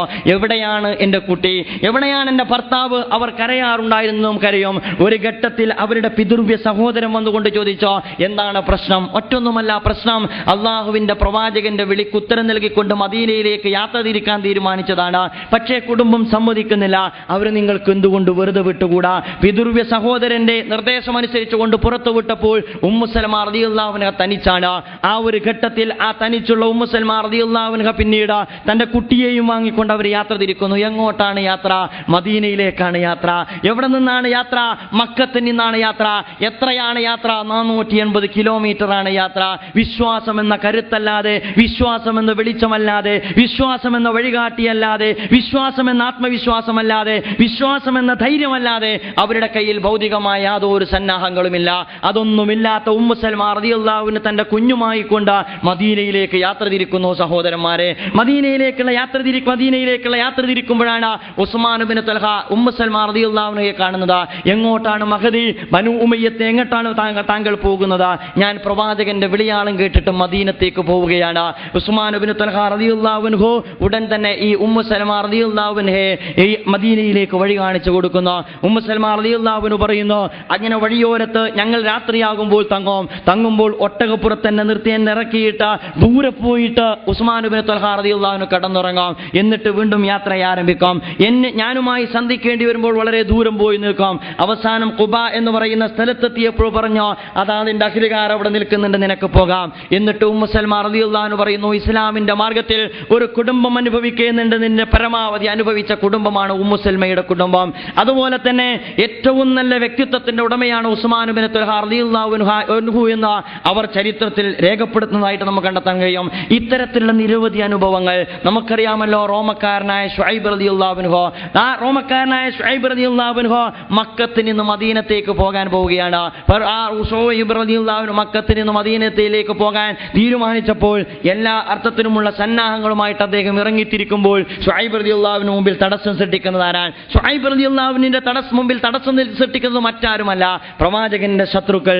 അവർ പറഞ്ഞു, നീ എങ്ങനെയാണ് ശുഐബേ മക്കത്തേക്ക് വന്നത്? മക്കത്തേക്ക് നീ കയ്യും വീശിയാണ് വന്നത്. മക്കത്തിൽ നിന്ന് നീ പോകുന്നതോ നീ ഒരുപാട് സമ്പത്തുമായിട്ടാണ് പോകുന്നത്. ശുഐബ് റളിയല്ലാഹു അൻഹു പറഞ്ഞു, ഞാൻ കച്ചവടം ചെയ്തുണ്ടാക്കിയതാണ്, ഞാൻ അധ്വാനിച്ചുണ്ടാക്കിയതാണ്, ഹലാലായ എൻ്റെ സമ്പത്താണ്. അതൊക്കെ ശരിയാണ്. നിന്നെ സംബന്ധിച്ചിടത്തോളം ഈ സമ്പത്തുമായിട്ട് തിരിച്ചു പോകാൻ ഞങ്ങൾ അനുവദിക്കുകയില്ല.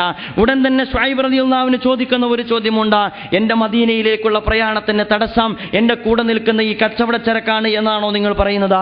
അതെ, അതുമായിട്ട് പോകാൻ നിന്നെ സമ്മതിക്കുകയില്ല. അവരുടെ മുഖത്തേക്ക് തൻ്റെ ജീവിതത്തിന്റെ സമ്പാദ്യത്തിന്റെ ഭാണ്ഡക്കെട്ടുകൾ മുഴുവൻ എറിഞ്ഞു കൊടുത്തുകൊണ്ട് മഹാനായ ശുഐബ് റളിയല്ലാഹു അൻഹു പ്രവാചകൻ റസൂലുള്ളാഹി സ്വല്ലല്ലാഹു അലൈഹി വസല്ലമയുടെ സന്നിധിയിലേക്ക് കയറി ചെല്ലുകയാണ്. നബി തിരുമേനി സ്വല്ലല്ലാഹു അലൈഹി വസല്ലം പറഞ്ഞു, റബ്ബിഹ ശുഐബ്, അഥവാ ശുഐബ് ലാഭിച്ചിരിക്കുന്നു. നിങ്ങളുടെ കൂട്ടത്തിൽ ഏറ്റവും നല്ല കച്ചവടം നടത്തിയ വ്യക്തി ശുഐബാൻ. കാരണം ശുഐബിന്റെ കച്ചവടത്തിൽ ലാഭം സ്വർഗമാണ്. സഹോദരന്മാരെ, നമുക്കൊക്കെ ഇത്തരം കച്ചവടം നടത്താൻ കഴിഞ്ഞിട്ടുണ്ടോ? അതുകൊണ്ടാണ് ഞാൻ പറഞ്ഞത്, മുഹാജിറുകളെ പോലെ നമുക്ക് മക്കത്തിൽ നിന്ന് പോകാൻ കഴിയണം. അൻസാറുകളെ പോലെ നമുക്ക് മദീനയിൽ നിന്ന് തിരിച്ചു വരാൻ കഴിയണം. അഥവാ അൻസാറുകളുടെ സമർപ്പണത്തിന്റെ മനസ്സും അതുപോലെ തന്നെ മുഹാജിറുകളുടെ ത്യാഗത്തിന്റെ മനസ്സും ആർജിക്കുന്ന സത്യവിശ്വാസിക്കാണ് ആധുനിക കാലഘട്ടത്തിൽ അള്ളാഹുവിന്റെ അടുക്കിലേക്കുള്ള പ്രയാണം നടത്തുവാൻ അർഹത നേടാൻ കഴിയുക എന്ന് നമ്മൾ മനസ്സിലാക്കേണ്ടതുണ്ട്. മദീന പള്ളി ഒരുപാട് ചരിത്രമുറങ്ങുന്ന പള്ളിയാണ്. നമുക്കറിയാം, ഒരുപാട് സംഭവ വികാസങ്ങൾ അതിന്റെ പിന്നിലുണ്ട്. ഞാൻ നേരത്തെ സൂചിപ്പിച്ചുവല്ലോ, റസൂലുള്ളാഹി സ്വല്ലല്ലാഹു അലൈഹി വസല്ലമയുടെ ഒട്ടകം വന്നിട്ട് ഈ പറയപ്പെട്ട സ്ഥലത്ത് നിന്നോ ഈത്തപ്പഴങ്ങൾ ഉണക്കാൻ ഉപയോഗിക്കുന്ന താമസിക്കുന്ന അനാഥ മക്കളുടെ സ്ഥലത്ത്. അതിനടുത്ത് അബൂ അയ്യൂബുൽ അൻസാരി റളിയല്ലാഹു അൻഹുവിന്റെ വീടുണ്ട്. പ്രവാചകൻ റസൂലുള്ളാഹി സ്വല്ലല്ലാഹു അലൈഹി വസല്ലമയെ അതിഥിയായി കിട്ടാൻ എല്ലാവരും ആഗ്രഹിച്ചിരുന്നു. അവസാനം റസൂലുള്ളാഹി സ്വല്ലല്ലാഹു അലൈഹി വസല്ലം അബൂ അയ്യൂബുൽ അൻസാരി റളിയല്ലാഹു അൻഹുവിന്റെ വീട്ടിലാണ് തങ്ങിയത്. ആ വീട്ടിൽ പ്രവാചകൻ തങ്ങി. അതിന് വീട്ടിന് മുകളുണ്ടായിരുന്നു. മുകളെന്ന് പറഞ്ഞാൽ നമ്മുടെ ഇന്നത്തെ കോൺക്രീറ്റ് സൗധങ്ങളല്ല, ഏതോ അർത്ഥത്തിൽ ഈത്തപ്പന പട്ട കൊണ്ടും മറ്റുമൊക്കെ കെട്ടിയുണ്ടാക്കിയ മുകളും താഴ്ഭാഗവുമാണ്. അങ്ങനെ പ്രവാചകൻ റസൂലുള്ളാഹി സ്വല്ലല്ലാഹു അലൈഹി വസല്ലമയോട് അബൂ അയ്യൂബുൽ അൻസാരി റളിയല്ലാഹു അൻഹു പറഞ്ഞു, പ്രവാചകരെ നിങ്ങൾ മുകളിൽ താമസിക്കുക, ഞങ്ങൾ താഴെ താമസിച്ചു കൊള്ളാം. നബി തിരുമേനി സല്ലല്ലാഹു അലൈഹി വസല്ലം പറഞ്ഞു, അല്ല അയ്യൂബ്, താങ്കൾ മുകളിൽ താമസിക്കണം, ഞാൻ താഴെയാണ് താമസിക്കുക. ഒരുപാട് സന്ദർശകർ എന്നെ കാണാൻ വരും, അതുകൊണ്ട് എനിക്ക് താഴെയാണ് സൗകര്യമുള്ളത്. നമ്മൾ ആലോചിക്കണം, നമ്മൾ ഇന്ന് കാണുന്ന അമ്പരചുംബികളായ കെട്ടിടങ്ങളുള്ള, അതുപോലെ തന്നെ ഉയർന്നു നിൽക്കുന്ന പ്രവാചകന്റെ മസ്ജിദുൻ നബവി കാണുമ്പോൾ അള്ളാഹുവിന്റെ പ്രവാചകന്റെ കഴിഞ്ഞകാല ജീവിതത്തെ, പ്രവാചകന്റെ പാദസ്പർശമേറ്റ മണ്ണിനെ, പ്രവാചകൻ കുത്തുവ പറഞ്ഞ ഈത്തപ്പന പട്ട കൊണ്ടുള്ള മിമ്പറിനെ, അള്ളാഹുവിന്റെ പ്രവാചകന്റെ വീട് കെട്ടിപ്പൊക്കെ ഈത്തപ്പനയോലകളുള്ള വീടിനെ, അതുപോലെ തന്നെ മണൽ വിരിച്ച പ്രവാചകന്റെ പള്ളിയെ വിസ്മരിച്ചുകൊണ്ടല്ല നമ്മൾ അങ്ങോട്ട് കടന്നു ചെല്ലേണ്ടത്. 14 നൂറ്റാണ്ടുകൾക്ക് മുമ്പ് ലോകത്തെ അതിജീവിക്കാനും അതിജയിക്കാൻ കഴിയുന്ന ഒരു വിപ്ലവത്തിന്റെ ജീവിതത്തിൽ ഏറ്റവും ലളിതമായി നാന്ദി കുറിച്ച ഒരു പ്രവാചകനെ സ്വന്തം മനസ്സിൽ ആ അർത്ഥത്തിൽ അനുസ്മരിച്ചുകൊണ്ടായിരിക്കണം നമ്മൾ ഓരോരുത്തരും മദീനയിലേക്ക് കടന്നു ചെല്ലേണ്ടത്. ഒരു ഘട്ടത്തിൽ അബൂ അയ്യൂബുൽ അൻസാരി റളിയല്ലാഹു അൻഹു പറയുന്നുണ്ട്, പ്രവാചകൻ റസൂലുള്ളാഹി സ്വല്ലല്ലാഹു അലൈഹി വസല്ലം താഴെ ഇരിക്കുമ്പോൾ ഒരു ഘട്ടത്തിൽ ഞങ്ങൾ മുകളിൽ എന്തോ പാകം ചെയ്തുകൊണ്ടിരിക്കുന്ന, എന്തോ അങ്ങോട്ടും ഇങ്ങോട്ടും കൈകാര്യം ചെയ്തുകൊണ്ടിരിക്കുന്നതിനിടയ്ക്ക് ഞങ്ങളുടെ പാത്രം തട്ടി ഞങ്ങളുടെ കയ്യിൽ നിന്ന് വെള്ളം താഴോട്ട് വീണു. അത് പ്രവാചകന്റെ പുറത്തായി. നിങ്ങൾ ആലോചിച്ച് നോക്കുക, അത് പ്രവാചകന്റെ പുറത്തേക്ക് വീണു. എന്നിട്ട് ഞങ്ങൾ ചെന്ന് റസൂലുള്ളാഹി സ്വല്ലല്ലാഹു അലൈഹി വസല്ലമയുടെ പുറത്തു നിന്ന് അത് തുടച്ചു കൊടുത്തു. ഞങ്ങൾക്കാകെ തുടച്ചു കൊടുക്കാൻ ഒരു തുണിയായിട്ടന്ന് ഞങ്ങളുടെ കയ്യിൽ അതാണ് ഉണ്ടായിരുന്നത്. സഹോദരന്മാരെ, ആ ദാരിദ്ര്യത്തിൽ നിന്ന് പ്രവാചകൻ തിരികൊളുത്തിയ വിശ്വാസത്തിന്റെ വെളിച്ചമാണ് നാളെ നമ്മൾ അനുഭവിക്കാൻ പോകുന്നത്. ആ മദീനത്തുൽ മുനവ്വറ അഥവാ ആ പ്രശോഭിതമായ പട്ടണത്തിന്റെ അകക്കാമ്പ് വളരെ ലളിതമായിരുന്നു എന്നാണ് ഞാൻ പറഞ്ഞു വരുന്നത്.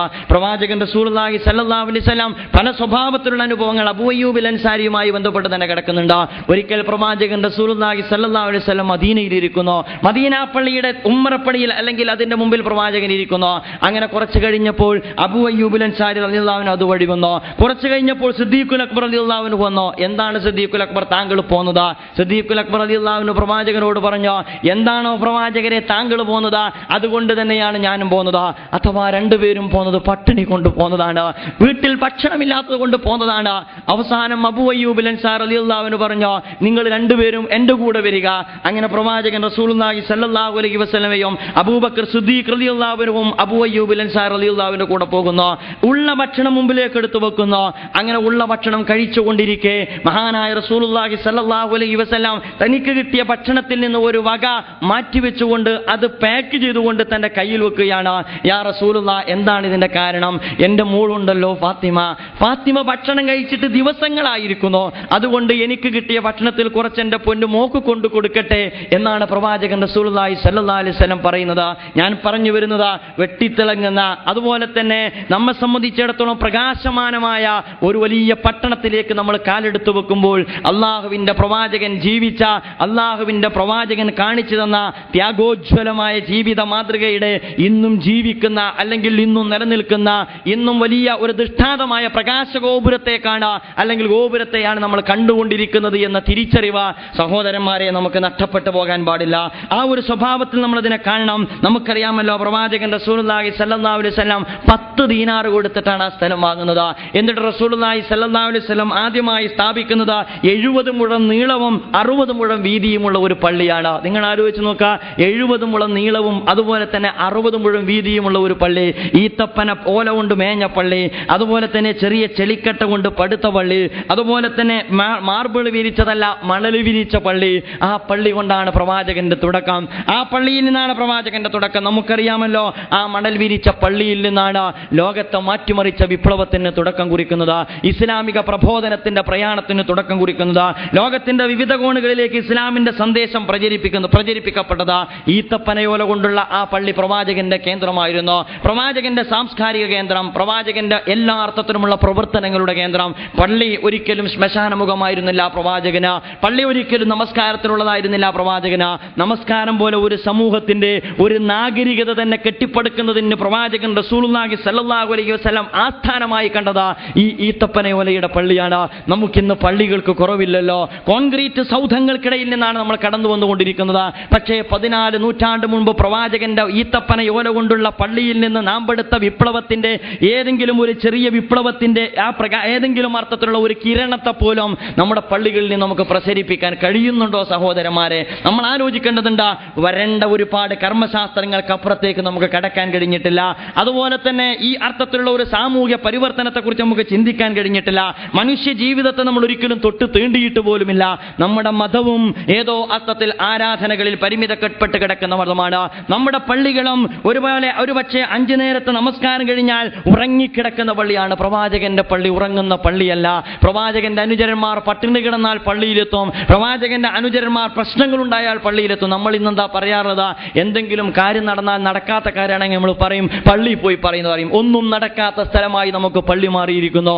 എല്ലാം നടക്കുന്ന ഒരു പള്ളിയാണ് 14 നൂറ്റാണ്ട് മുമ്പ് റസൂലുള്ളാഹി സ്വല്ലല്ലാഹു അലൈഹി വസല്ലം മദീനയിൽ നമുക്ക് കാണിച്ചു തന്നത് എന്ന് എൻ്റെ സഹോദരന്മാർ മനസ്സിലാക്കേണ്ടതുണ്ട്.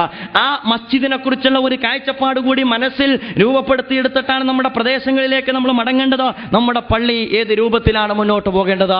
അള്ളാഹുവിന്റെ പ്രവാചകന്റെ പള്ളി മുന്നോട്ട് പോയ പോലെ പോകണം. അള്ളാഹുവിന്റെ പ്രവാചകന്റെ പള്ളി അള്ളാഹുവിന്റെ പ്രവാചകന്റെ സമൂഹത്തിന്റെ ആസ്ഥാനമായിരുന്നു. അവരുടെ എല്ലാ പ്രശ്നങ്ങളും പരിഹരിക്കുന്ന കേന്ദ്രമായിരുന്നു. അവിടെ എല്ലാ ബുദ്ധിമുട്ടുകൾക്കും പ്രവാചകൻ പരിഹാരം കണ്ടിട്ടുണ്ടായിരുന്നു. ആ അർത്ഥത്തിൽ സഹോദരന്മാരെ നമുക്ക് കാര്യങ്ങൾ മനസ്സിലാക്കുവാൻ സാധിക്കേണ്ടതുണ്ട്. ഒരുപാട് പ്രതീക്ഷകളിൽ നമുക്കുള്ള ഒരു പ്രതീക്ഷ, നമുക്ക് വിശുദ്ധ കഅബാലയത്തിൽ എന്ന പോലെ തന്നെ ആ മസ്ജിദുൻ നബവിയിലേക്ക് ചെല്ലുമ്പോൾ അള്ളാഹുവിന്റെ പ്രവാചകന്റെ റൗദ ഷരീഫ് കാണണം. നമ്മുടെയൊക്കെ മനസ്സിലുള്ള ഒരു സ്നേഹമാണ്, അല്ലെങ്കിൽ ഒരു ആഗ്രഹമാണ്. നമുക്കത് ഇല്ല എങ്കിൽ, അതുപോലും നമ്മുടെ മനസ്സിനെ മതിക്കുന്നില്ല എങ്കിൽ നമ്മുടെ മദീന യാത്രയ്ക്ക് യാതൊരു പ്രസക്തിയുമില്ല. നമ്മൾ പോകേണ്ടതില്ല അള്ളാഹുവിന്റെ പ്രവാചകന്റെ റൗദ ഷരീഫ് കാണാൻ. നമുക്കറിയാമല്ലോ, എന്നിട്ട് റസൂലുള്ളാഹി സ്വല്ലല്ലാഹു അലൈഹി വസല്ലമയോട് അസ്സലാമു അലൈക്കും യാ റസൂലല്ലാഹ് എന്ന് പറയാൻ സഹോദരന്മാരെ നമ്മുടെ മനസ്സ് തുടിക്കണം. നമുക്കറിയാമല്ലോ, സിദ്ദീഖുൽ അക്ബർ റളിയല്ലാഹു അൻഹുവിന്റെ ഖബർ, റസൂലുള്ളാഹി സ്വല്ലല്ലാഹു അലൈഹി വസല്ലമയുടെ ഖബർ, അതിനപ്പുറത്ത് സിദ്ദീഖുൽ അക്ബർ റളിയല്ലാഹു അൻഹുവിന്റെ ഖബർ, അതിനപ്പുറത്ത് ഉമർ ഇബ്നുൽ ഖത്താബ് റളിയല്ലാഹു അൻഹുവിന്റെ ഖബർ. ഇത്രയുമാണ് ആ മദീന പള്ളിയോട് സമീപമുള്ളത്. ഒരിക്കലും പള്ളിക്കകത്ത് ഖബർ എന്നതല്ല ഇസ്ലാമിന്റെ കാഴ്ചപ്പാട്. അങ്ങനെ ആരും തെറ്റിദ്ധരിക്കേണ്ടതുമില്ല. നബി തിരുമേനി സ്വല്ലല്ലാഹു അലൈഹി വസല്ലം വഫാത്തായപ്പോൾ പ്രവാചകൻ കിടന്ന കട്ടിലിന് താഴെയാണ് പ്രവാചകൻ റസൂലുള്ളാഹി സ്വല്ലല്ലാഹു അലൈഹി വസല്ലമയുടെ ഖബർ ഒരുക്കിയത്. സിദ്ദീഖുൽ അക്ബർ റളിയല്ലാഹു അൻഹുവിന്റെ വിയോഗത്തിന് മുമ്പ് അദ്ദേഹം പറഞ്ഞു, എന്നെ റസൂലിന്റെ അടുത്ത് മറവ് ചെയ്യണം. അതുപോലെ തന്നെ ഉമർ ഇബ്നുൽ ഖത്താബ് റളിയല്ലാഹു അൻഹുവിന്റെ ആഗ്രഹവും സഫലീകരിക്കപ്പെട്ടോ. അങ്ങനെയാണ് 3 ഖബറുകൾ ആ പ്രവാചകന്റെ പള്ളിയോടനുബന്ധിച്ച് വരുന്നത്. എന്തുകൊണ്ടത് പള്ളിക്കകത്തായി എന്ന് ചോദിച്ചാൽ, പിൽക്കാലത്താണ് പള്ളിയുടെ വികസനം ഉണ്ടായത്. അങ്ങനെ പള്ളിയുടെ വികസനം ഉണ്ടായപ്പോൾ അതകത്തായി പോയതാണ്. എൻ്റെ സുഹൃത്തുക്കൾ അറിയേണ്ടതുണ്ട്. അങ്ങനെ നമുക്ക് റൗദ ഷരീഫ് കാണണം.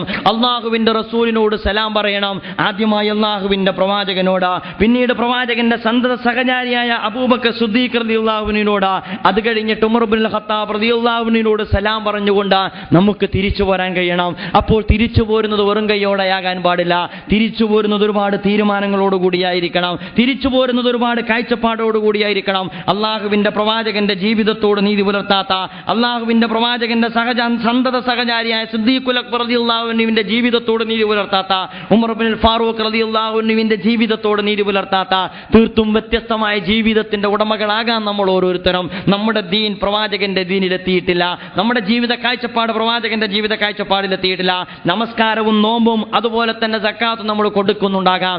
അവസാനം ഒരു ഹജ്ജ് ബാക്കിയുണ്ടായിരുന്നു, അതും നമ്മൾ ചെയ്തു തീർത്തിരിക്കുന്നു. അങ്ങനെയുള്ള ഒരു വിഭാഗത്തിന് അള്ളാഹുവിന്റെ പ്രവാചകരിൽ മാതൃകയില്ല.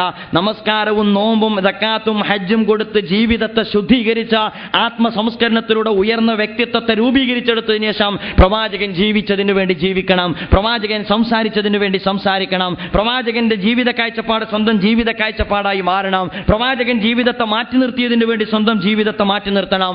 ആ അർത്ഥത്തിൽ മാറ്റി നിർത്തുന്നിടത്താണ് യഥാർത്ഥത്തിൽ നമ്മെ സംബന്ധിച്ചിടത്തോളം നമ്മുടെ മദീന യാത്ര സഫലീകൃതമാകുന്നത് എന്ന് എൻ്റെ പ്രിയപ്പെട്ട സഹോദരന്മാർ മനസ്സിലാക്കേണ്ടതുണ്ട്. നമുക്കറിയാമല്ലോ, റസൂലുള്ളാഹി സ്വല്ലല്ലാഹു അലൈഹി വസല്ലമയോടുള്ള സ്നേഹം, ആ പ്രവാചകനോടുള്ള സ്നേഹം റൗദ ഷരീഫിൻ്റെ അടുക്കലെത്തുമ്പോൾ നമ്മുടെ മനസ്സിനെ മതിക്കേണ്ടുന്ന ഒരു കാര്യമാണ്. ആരേക്കാളും എന്ന് ചോദിച്ചാൽ എല്ലാവരേക്കാളും നമുക്കതുണ്ടോ നമ്മൾ ആലോചിക്കേണ്ടതാണ്. എൻ്റെ റസൂലിനോട് എനിക്ക് മുഹബ്ബത്തുണ്ടോ? സഹോദരന്മാരെ, നമ്മൾ ആലോചിക്കേണ്ട കാര്യമാണ്. നമ്മുടെ അമല് സ്വീകരിക്കപ്പെടണമല്ലോ, നമ്മുടെ ഹജ്ജ് മഖ്ബൂലാകണമല്ലോ, നമ്മുടെ ഹജ്ജ് മബ്റൂറാകണമല്ലോ.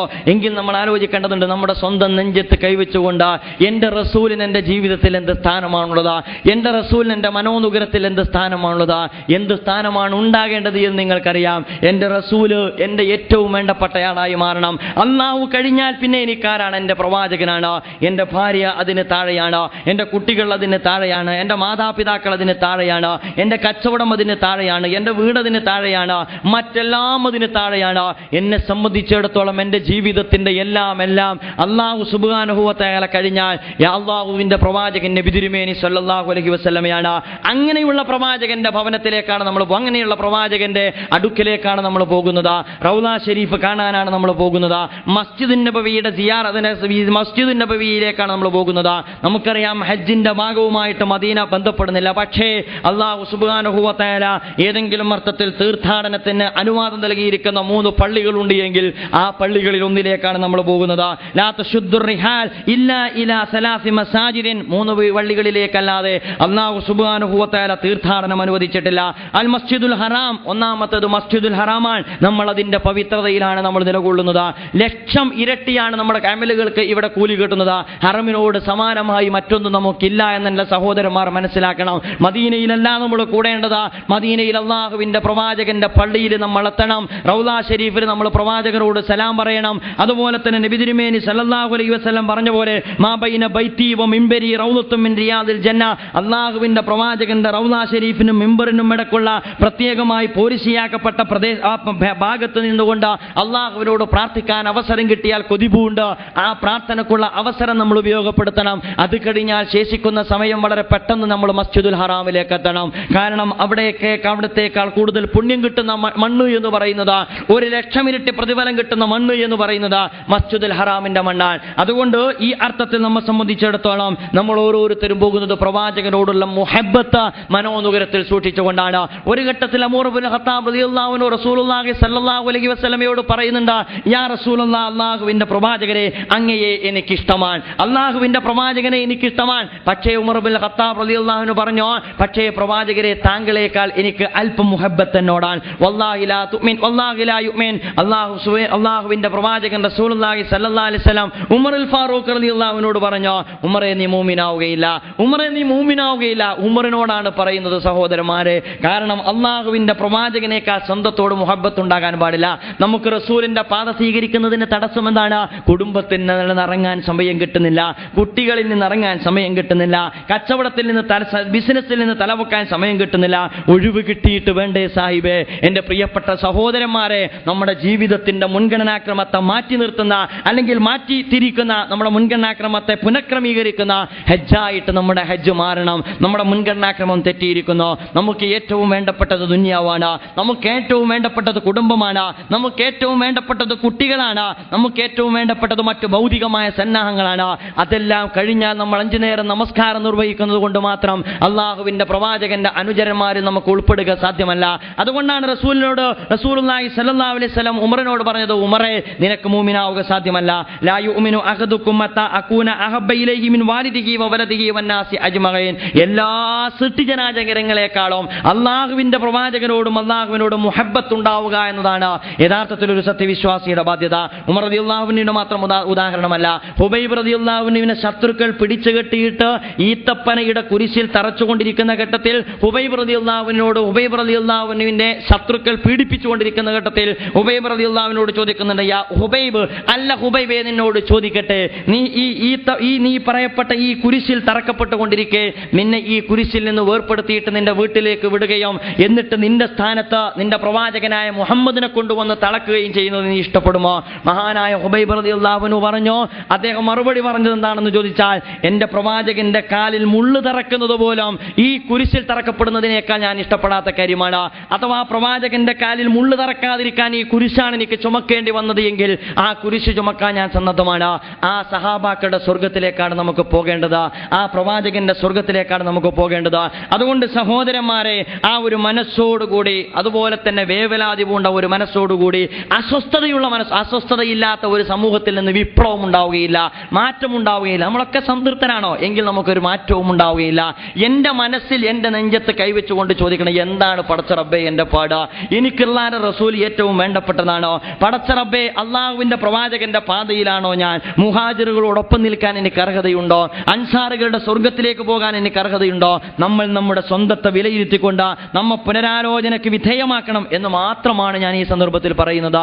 അഥവാ അത്തരം ഒരു മദീനയിലേക്കാണ് നമ്മുടെ പ്രയാണം. പ്രവാചകൻ റസൂലുള്ളാഹി സ്വല്ലല്ലാഹു അലൈഹി വസല്ലം പറഞ്ഞു, അൽ ഈമാനു യഅ്ദുറു ഇലൽ മദീനതി കമാ തഅ്ദുറുൽ ഹയ്യത്തു ഇലാ ഹുജുരിഹാ. അഥവാ ഒരു ഘട്ടത്തിൽ വിശ്വാസം എന്ന് പറയുന്നത്, ജ്വലിക്കുന്ന വിശ്വാസം ഒരു ഘട്ടത്തിൽ മദീനയിൽ ജ്വലിച്ചു നിൽക്കുന്ന, മദീനയിൽ പരിമിതപ്പെടുന്ന, അല്ലെങ്കിൽ മദീനയിൽ തിങ്ങി നിൽക്കുന്ന, മദീനയിൽ ഒതുങ്ങി നിൽക്കുന്ന ഒരു കാലഘട്ടം വരുമെന്ന്. അഥവാ മദീന വിശ്വാസം കൊണ്ട് പ്രോജ്വലമാകുന്ന ഒരു ഘട്ടം. ഞാൻ പറയുന്നു, ലോകത്തിന്റെ ശ്രദ്ധാകേന്ദ്രമായ ലക്ഷക്കണക്കിന് ആളുകളെ ഒരു ഘട്ടത്തിൽ ഉൾക്കൊള്ളേണ്ടി വരുന്ന മദീന ഇന്ന് അത്തരം ഒരു സാഹചര്യത്തിലാണ്. ആ മദീനയുടെ മണ്ണിലേക്കാണ് സഹോദരന്മാരെ നമ്മൾ പോകുന്നത്. ഉഹുദിന്റെ, അതുപോലെ തന്നെ ബദറിന്റെ, അതുപോലെ തന്നെ നിരവധി യുദ്ധങ്ങളിലൂടെ വ്യത്യസ്തമായ രക്തസാക്ഷികളെ സൃഷ്ടിച്ച ഈ വിശുദ്ധ മണ്ണിലേക്കാണ് നമ്മൾ യാത്ര തിരിക്കുന്നത്. അതുകൊണ്ട് അവരെയൊക്കെ മനസ്സിലോർത്തുകൊണ്ടാണ് നമ്മൾ യഥാർത്ഥത്തിൽ മദീനയിലേക്ക് പോകേണ്ടത്. മുഹാജിറുകളെ, അൻസാറുകളെ അനുസ്മരിച്ചുകൊണ്ട് അവരുടെ സമർപ്പണത്തിന് അതിരുകൾ ഉണ്ടായിരുന്നില്ല. നിങ്ങൾക്കറിയാലോ, ബദർ യുദ്ധത്തിന്റെ വേളയിൽ ഒരു ഘട്ടത്തിൽ പ്രവാചകൻ റസൂലുള്ളാഹി സ്വല്ലല്ലാഹു അലൈഹി വസല്ലം അനുചരന്മാരോടൊത്ത്, ഞാൻ അവസാനിപ്പിക്കുകയാണ്, ഇതുകൂടി പറഞ്ഞിട്ട് അവസാനിപ്പിക്കുകയാണ്, പ്രവാചകന്റെ കൂടെ പരിമിതരായ ആളുകൾ, ശത്രു സങ്കേതം എന്ന് പറയുന്നത് ഏറ്റവും കരുത്തുറ്റ സങ്കേതം, ആ കരുത്തുറ്റ സങ്കേതത്തിൽ നിന്ന് എല്ലാവിധ സംവിധാനങ്ങളോടും കൂടി മദീനയിലേക്ക് പുറപ്പെട്ട, അല്ലെങ്കിൽ പ്രവാചകനെ നേരിടാൻ ബദറിലേക്ക് പുറപ്പെട്ട ഒരു സംഘത്തെ എന്ത് ചെയ്യണമെന്ന് റസൂലുള്ളാഹി സ്വല്ലല്ലാഹു അലൈഹി വസല്ലം ചോദിക്കുകയാണ്. ആ ഘട്ടത്തിൽ മുഹാജിറുകളുടെ നേതാവായ മിഖ്ദാദ് ബിൻ ഉമർ റളിയല്ലാഹു അൻഹുവിനോട് പ്രവാചകൻ ചോദിക്കുന്നുണ്ട്, എന്താണ് നിലപാട്? നിങ്ങൾ മുഹാജിറുകൾ സന്നദ്ധമാണോ ഒരു യുദ്ധത്തിലേക്ക് എടുത്തെറിയപ്പെടാൻ, ജീവൻ കൊടുക്കാൻ സന്നദ്ധമാണോ എന്നതാണ് ചോദ്യം. സഹോദരന്മാരെ, ഈ ചോദ്യത്തിന് മുമ്പിൽ നമുക്ക് ഉത്തരം കണ്ടെത്തുക സാധ്യമാണോ? നിങ്ങൾ ജീവൻ കൊടുക്കാൻ സന്നദ്ധമാണോ? മിഖ്ദാദ് ബിൻ ഉമർ റളിയല്ലാഹു അൻഹു പറയുന്ന മറുപടിയുണ്ട്, യാ റസൂലല്ലാഹ്, അല്ലാഹുവിന്റെ പ്രവാചകരെ, ഇംലി ലിമാ അമറക്കല്ലാഹ്, അല്ലാഹു കൽപ്പിച്ചതുപോലെ നിങ്ങൾക്ക് മുന്നോട്ട് പോകാം. ഫഇന്നാ മഅക ഹൈസുമാ അഹ്ബബ്ത, താങ്കൾ ഇഷ്ടപ്പെടുന്നിടത്ത് താങ്കളോടൊപ്പം ഞങ്ങൾ ഉണ്ടാകും. ലാ നഖൂലു ലക കമാ ഖാല ബനു ഇസ്രായീൽ ലിമൂസ ഇദ്ഹബ് അൻത വറബ്ബക ഫഖാതിലാ ഇന്നാ ഹാഹുനാ ഖായിദൂൻ. ഒരിക്കലും ബനു ഇസ്രായേൽ സമൂഹം മൂസാ നബി അലൈഹി ഇസ്ലാമിനോട് പറഞ്ഞ പോലെ, താങ്കൾ പോയി യുദ്ധം ചെയ്തോ, ഞങ്ങൾ ഇവിടെ ഇരുന്നു കൊള്ളാമെന്ന് ഞങ്ങൾ ഒരിക്കലും പറയുകയില്ല. ഇദ്ഹബ് അൻത വറബ്ബക ഫഖാതിലാ ഇന്നാ മഅകുമാ മുഖാതിലുൻ മാ ദാമത്ത് ഐനും മിന്നാ തത്റഫ്. ഞങ്ങളുടെ കണ്ണിന്റെ ഇമ വെട്ടുന്ന കാലത്തോളം അല്ലാഹുവിന്റെ പ്രവാചകൻ ഏത് വഴിയിലൂടെയാണോ ഞങ്ങൾ നയിക്കുന്നത്, ആ പ്രവാചകന്റെ വഴിയിൽ അല്ലാഹുവിന്റെ പ്രവാചകന്റെ കൂടെ ഞങ്ങൾ ഉണ്ടാകും എന്ന് റസൂലുള്ളാഹി സ്വല്ലല്ലാഹു അലൈഹി വസല്ലമക്ക് മറുപടി കൊടുത്ത മുഹാജിറുകളെയാണ് നമ്മൾ ജീവിതത്തിൽ മാതൃകയാക്കേണ്ടത്. സഅദ് ബിൻ മുആദ് റളിയല്ലാഹു അൻഹുവിനെ വിളിച്ചോ, അൻസാറുകളുടെ പ്രതിനിധി, എന്നിട്ട് ചോദിച്ചോ, ഒരു ഭാഗത്ത് കച്ചവട സംഘം, മറുഭാഗത്ത് ശത്രു സൈന്യം, എന്താണ് നമ്മൾ ചെയ്യേണ്ടത്? സഅദ് ബിൻ മുആദ് റളിയല്ലാഹു അൻഹു കൊടുത്ത മറുപടി, ഫംദി യാ റസൂലല്ലാഹ്, അല്ലാഹുവിന്റെ പ്രവാചകരെ, താങ്കൾക്ക് മുന്നോട്ട് പോകാം. ലിമാ അർത, താങ്കൾ ഉദ്ദേശിക്കുന്നത് പോലെ പോകാം. ഫവല്ലാഹി ബഅസക ബിൽ ഹഖി ലബിസ്തഗ്റൽത ബിനാ ഹാദൽ ബഗ്റ ഫഖൽതഹു ലഖൽനാഹു മാക വമാ തഖല്ലഫ മിന്നാ റജുലുൻ വാഹിദുൻ. അല്ലാഹുവിന്റെ പ്രവാചകനോട് അൻസാറുകളുടെ നേതാവ് കൊടുത്ത മറുപടി, അലയടിച്ചുയരുന്ന തിരമാലകളെ ഭേദിച്ചുകൊണ്ട്, അതുപോലെ തന്നെ ശക്തമായ തിരമാലകളുള്ള സമുദ്രത്തിലേക്കാണ് താങ്കൾ ഞങ്ങളുമായിട്ട് നടന്നെടുക്കുന്നത് എങ്കിൽ, ആ തിരമാലകളെ ഭേദിച്ചുകൊണ്ട് കടന്നു പോകുന്ന താങ്കളോടൊപ്പം കടലിലേക്ക് എടുത്തു ചാടാൻ പ്രവാചകരെ ഞങ്ങൾ സന്നദ്ധമാണ്. ഇത്രമാത്രം റസൂലുള്ളാഹിനെ സ്നേഹിച്ച ഒരു ജനത ജീവിച്ച മണ്ണിലേക്ക് കാലുകുത്തുന്ന നമുക്ക്, ആ കാല മണ്ണിലേക്ക് വെക്കുന്നതിന് മുമ്പ് എന്തു കൊടുക്കാനുണ്ട്, എന്തു കൊടുത്തിട്ടുണ്ട് എന്ന ഒരു വരവ് ചെലവ് കണക്ക് സ്വന്തം ജീവിതത്തെ മുന്നിൽ വെച്ചുകൊണ്ട് നടത്തി ഒരാത്മപരിശോധന നടത്തി, ആ ആത്മപരിശോധനയിൽ കൂട്ടിക്കിഴിക്കുമ്പോൾ നമ്മുടെ പറ്റുപുസ്തകത്തിൽ ഒന്നും നമ്മൾ അല്ലാഹുവിന്റെ മാർഗത്തിൽ കൊടുത്തിട്ടില്ല എങ്കിൽ, ആ പറ്റുപുസ്തകത്തിലെ നഷ്ടബോധത്തെക്കുറിച്ച് നിറകണ്ണുകളോടുകൂടി അല്ലാഹുവിന്റെ പ്രവാചകൻ നിർമ്മിച്ച മസ്ജിദുൻ നബവിയിൽ വെച്ച സുജൂദിൽ വീണുകൊണ്ട് പടച്ച റബ്ബിനോട് തൗബ ചെയ്ത ഒരു പുതിയ ജീവിതത്തിന്റെ സമാരംഭം കുറിക്കുവാൻ നമ്മുടെ മദീന യാത്ര സാധ്യമാണോ? എങ്കിൽ നമ്മുടെ മദീന യാത്ര സഫലമായി. പടച്ച റബ്ബ് ആ അർത്ഥത്തിൽ ജീവിതത്തെ തിരുത്തുന്ന, ചരിത്രത്തെ അനുസ്മരിക്കുന്ന, പ്രവാചകന്മാരുടെ പാത തിരഞ്ഞെടുക്കുന്ന, മുഹാജിറുകളുടെ ജീവിതത്തിൽ മാതൃകയായി സ്വീകരിക്കുന്ന, അൻസാറുകളുടെ സമർപ്പണവും, അൻസാറുകളുടെ സന്നദ്ധതയും സമർപ്പണവും ഔദാര്യവും മുഹാജിറുകളുടെ ത്യാഗോജ്വലമായ ജീവിതവും ജീവിതത്തിൽ പകർത്തുന്ന ഉത്തമ വിശ്വാസികളുടെ കൂട്ടത്തിൽ നമ്മെ എല്ലാവരെയും ഉൾപ്പെടുത്തി അനുഗ്രഹിക്കുമാറാകട്ടെ. നമ്മുടെ ഈ യാത്ര, നമ്മുടെ ഈ പ്രയാണം, നമ്മുടെ ദിനരാത്രങ്ങളിലൂടെയുള്ള അധ്വാനം പടച്ച റബ്ബ് സ്വാലിഹായ അമലായി സ്വീകരിക്കുമാറാകട്ടെ. ഏറ്റവും അവസാനം നമ്മുടെയൊക്കെ ലക്ഷ്യം എന്താണ്? ഒരു നവജാത ശിശുവിനെ പോലെ നാട്ടിലേക്ക് തിരിച്ചു തിരിച്ചു പോകണം. പടച്ച റബ്ബ് അതിനുള്ള തൗഫീഖ് നൽകുമാറാകട്ടെ. റബ്ബനാ തഖബ്ബൽ മിന്നാ ഇന്നക അൻത സമീഉൽ അലീം വതുബ് അലൈനാ ഇന്നക അൻത തവ്വാബുർ റഹീം വഗ്ഫിർ ലനാ യാ ഗാഫിറൽ മുദ്നിബീൻ ആമീൻ ബിറഹ്മതിക യാ അർഹമർ റഹീമീൻ. അസ്സലാമു അലൈക്കും.